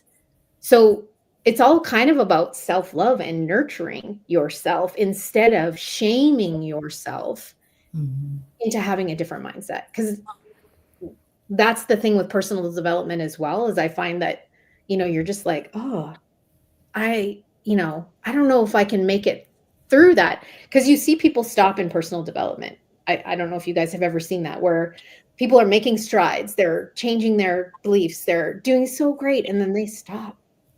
They're like, I'm out. Yeah. And that's the saddest thing that anyone can do, right? Or that you see if you're in that, you know, around people like that, where they're just like, I can't go there. Wow.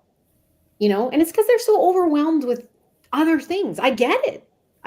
And I think that we need to that's part of being authentic. and letting people be authentic around you, and just saying to them, you know, you don't have to completely change your mindset. Maybe just change your language a bit. Maybe read a book. Maybe exercise, because you'll like yourself a little bit more. And if you choose not to exercise, just say it. Just be like, you know what? I choose not to exercise every single day. Not my thing. Instead of telling yourself, you need to do this. This is like part of what you need to do. You have to do this. Setting yourself up and then really completely lying to yourself, because you know you're not going to get up tomorrow and exercise at 5 a.m. You know you're not going to do it, but yet we set ourselves up for that. And now, once again, we're in a negative vibe. We're in a negative emotion, a negative mindset, because we didn't just have empowering thoughts and language around ourselves, because some of those empowering thoughts can be things that you are not amazing and wonderful. Like I think of like alcohol is a good example as well. Like, you know, people who, I was like that. I would rather feel like crap on Sunday and have wine with my friends on Saturday. That's the truth. Whereas we lie to ourselves and we set ourselves up and just say, well, you know, I just want to drink wine. No, I'm choosing to feel like crap on Sunday. I'm choosing that. If I do that, then that's the consequence, and that's taking 100% responsibility for your thoughts and what you're doing with your life, and your mindset is a big part of that. So now, I've been thinking that you're saying, when you say get your mind on board, like don't worry about changing, having a whole mental brain transplant with the mindset thing, but getting your mind on board. I do believe that is what you're actually saying is we are working on our mindset, but we're just working on it in smaller, tangible ways. Yes. Every day in the realistic realm, looking at all aspects of things that we're looking at, that we're listening, we're seeing, that we're willing to receive from other people. You know, what are the things we're saying to ourselves, instead of looking at it as this big, huge thing that's so unattainable that we want to tap out because it seems to be too much and we think we need 20 years of therapy to achieve, right? So I believe that you are actually highlighting concrete things that are working on our mindset when you say, get your mind on board. It just gives people a way to look at it in a safer space. And give yourself grace. Yeah. If you choose those, like, you know, like if you choose to do something that's not personally developed, or, you know, like what we say a successful person does, just own that, you know, and be okay with it and be like, I'm okay with that. Like, I would rather be unhealthy than exercise at 5 a.m. every day.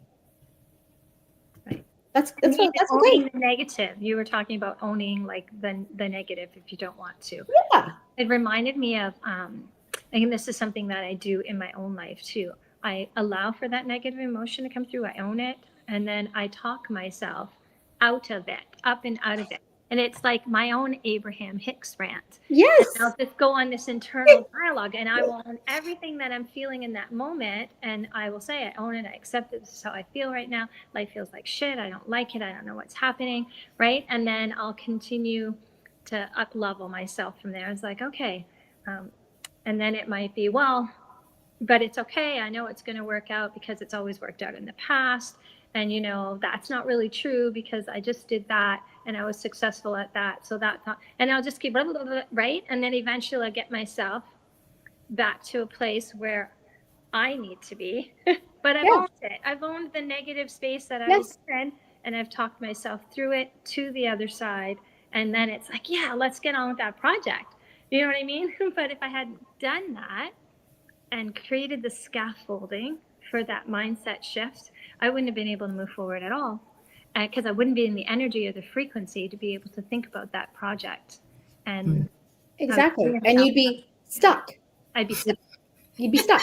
And that's where people get stuck. And guess what? Now I don't even drink at all anymore because I did the same. I was like, okay, well, I guess I'm choosing to feel like that's the reality. I'm choosing. And I'm not saying I drank a ton, but as you get older, you just can't. one glass, and you're like, oh my God, I feel that the next day. Yeah. Like, And That now, was the whole time. yeah, instead of being like, oh, I can do that, and then I'll do all the, and really alcohol does, in a personal development way, affects your personal development. We all know. And now I don't drink because I did the same thing. I built that, like, you know what? I guess I'm choosing to feel like crap. Okay. Yeah, I'm choosing that. And then, you know what? I don't want to choose that anymore. And that's the same with anything. We only change things when we get tired of our own garbage. Mm-hmm.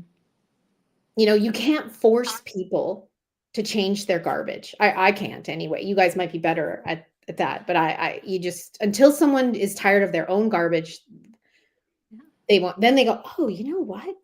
I do not like that feeling. I want to move forward. Oh, and then now your mind's on your side because you're like in a positive headspace, and then you can take a step forward, because it's just small steps lead to huge opportunities. Like I like this analogy that someone said one time, like little step, big opportunity. Like that's how life works. Little step, little step, little step, little step, little step, big opportunity. Nobody's going through life or through business having opportunity after opportunity after opportunity, despite what we see on social media. It's all little step, little step, little step, big opportunity. Right. And they have to see the value in the change, or they're not going to make it. If somebody makes you, like if at work says, oh, you have to go and have this training, or you have to do this or do that, and you don't see the value in it, it's not going to translate to any meaningful change in your practice, your process, or your work productivity, right? It has to be something, you're right, that you choose for yourself in order for it to be sustaining, meaningful. And it's negativity, right? That creates negativity. And when we're negative, we're not attractive. We're not flowing with the universe. We're not in any sort of flow whatsoever. Mm-hmm.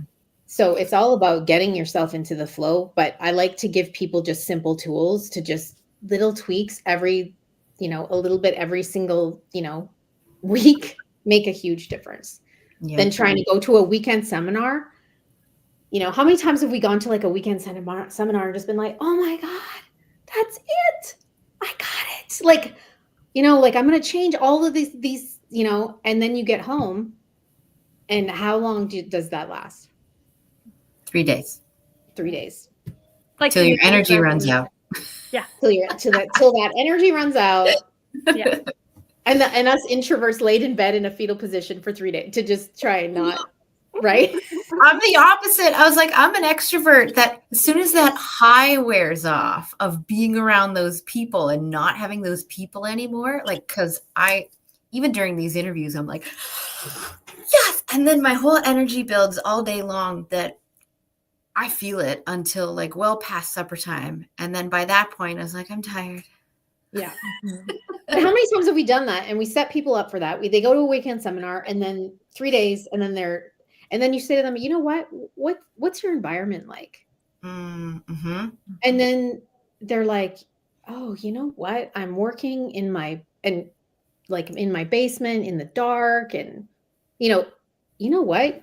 Why don't you go to a coffee shop? Yep. Like library. I never even thought, you know what I mean? Like, you don't have to buy a house with a big office and amazing trees around you and, change your environment in such a drastic way that I did. But you can do little things like that I think people are just like, oh, yeah, because, the vibe of a coffee shop you like, obviously. Like, that's something that simple that you could do after and work on your goals and work on yourself in a coffee shop, because obviously your environment is a factor.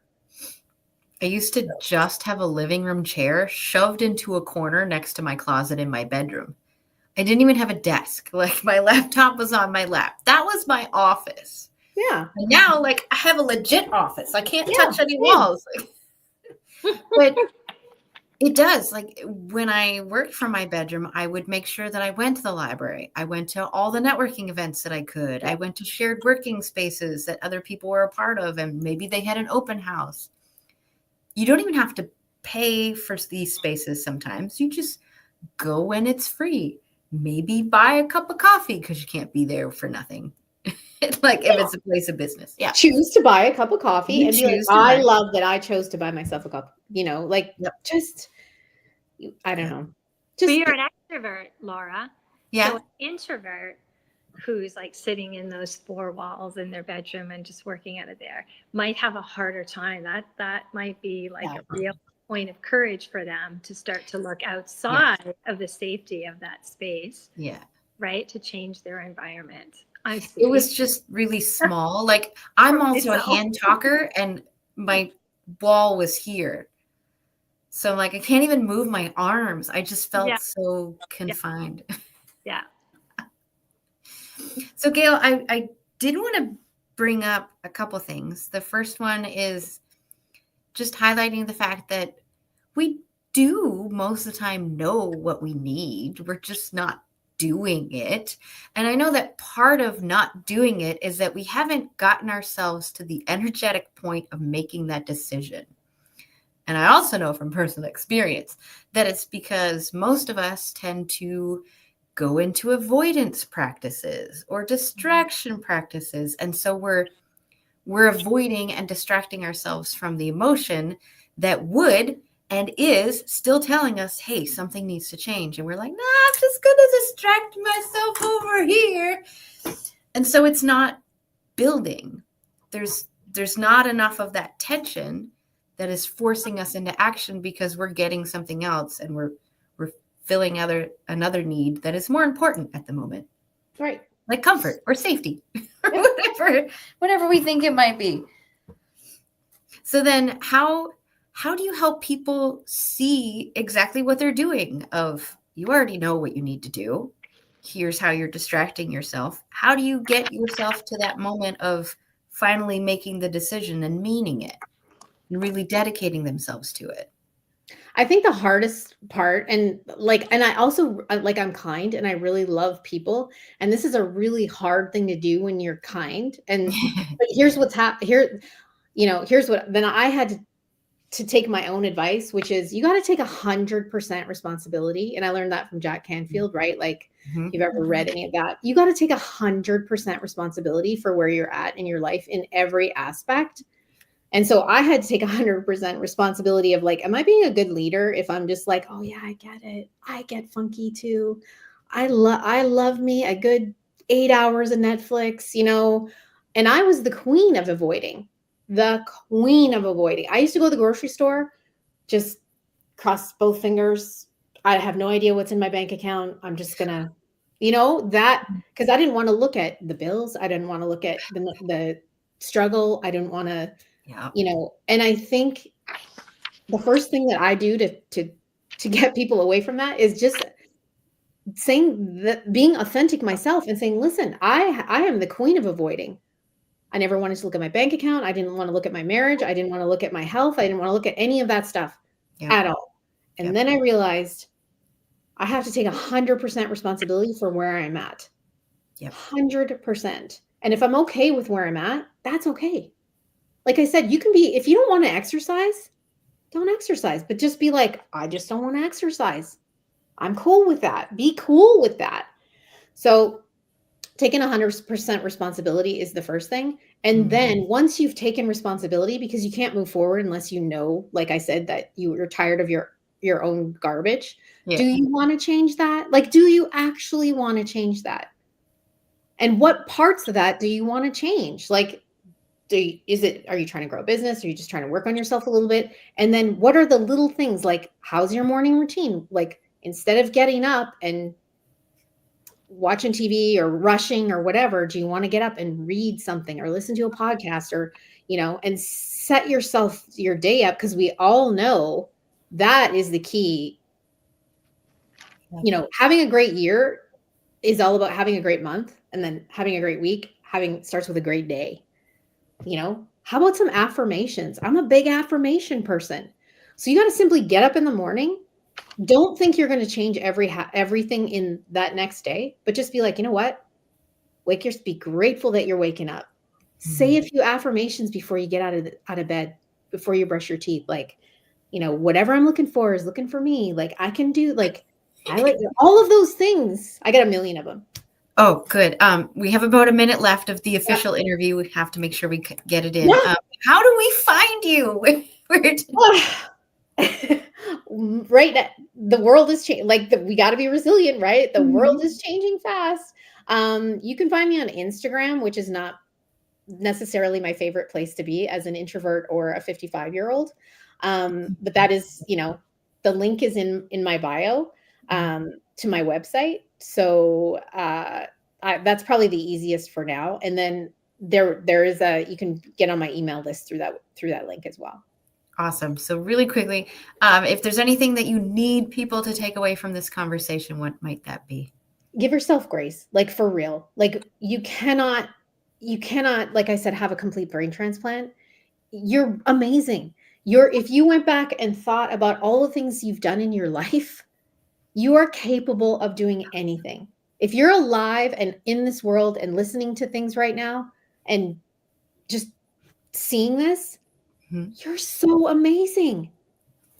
Like, that's it. So you can do anything. You just need a few little tweaks, and you don't have to change your personality. You don't have to change who you are. You don't have to do a complete upheaval of your life. You're good. You're good. So I will say thank you, Gayle, and I will officially call this the official close of the interview. But what we do like to do at the end is just do a little recap. So I like to go around, and I'm going to ask you first, what is something that stood out to you in our conversation today? Me? Yeah. Oh, well, I was so excited to talk to you guys because I live in the middle of nowhere that I probably went a little bit in circles. No, it's good. It's good. But it's great to just talk to people about, just in general. I just love talking to you guys. So nothing specific that stood out to you? You know what? This is my first interaction with anybody from Blue Talk other than Heidi. And so I loved it. That is my takeaway, is that I was a little bit unsure. I've been a little busy with other things. So I haven't delved into the whole Blue Talks universe yet. And I'm honored and excited to move forward because it was a great talk. Aw, awesome. What about you, Stacey Lynn? What's something that stood out to you? I like the talk too. I didn't mind that it kind of went around because it came full circle. It's like, yeah, we got to where we needed to go with it. And that's always a beautiful thing. There was two things that stood out to me. One was the ripple effect and how ripples get bigger and they expand. And we need to remember that every time we choose to take action for our own greater good and acting on our truth, that does ripple out, not just for us personally, but for our families and then our community. And it just gets bigger and bigger. It doesn't just stop there, right? A ripple picks up momentum. And then the last thing you had said, which is asking ourselves, do we really want to change that? Because sometimes I feel like we feel pressured into change by people's projections and judgments and all of those mindsets and beliefs that we have, like, oh, I have to change this because, that's what I'm supposed to do. It means to be a good business person to do that, to be a good mom, to be a good wife, to be, or whatever. But do we really want that? Is that our truth? And if it's not, then what is our truth?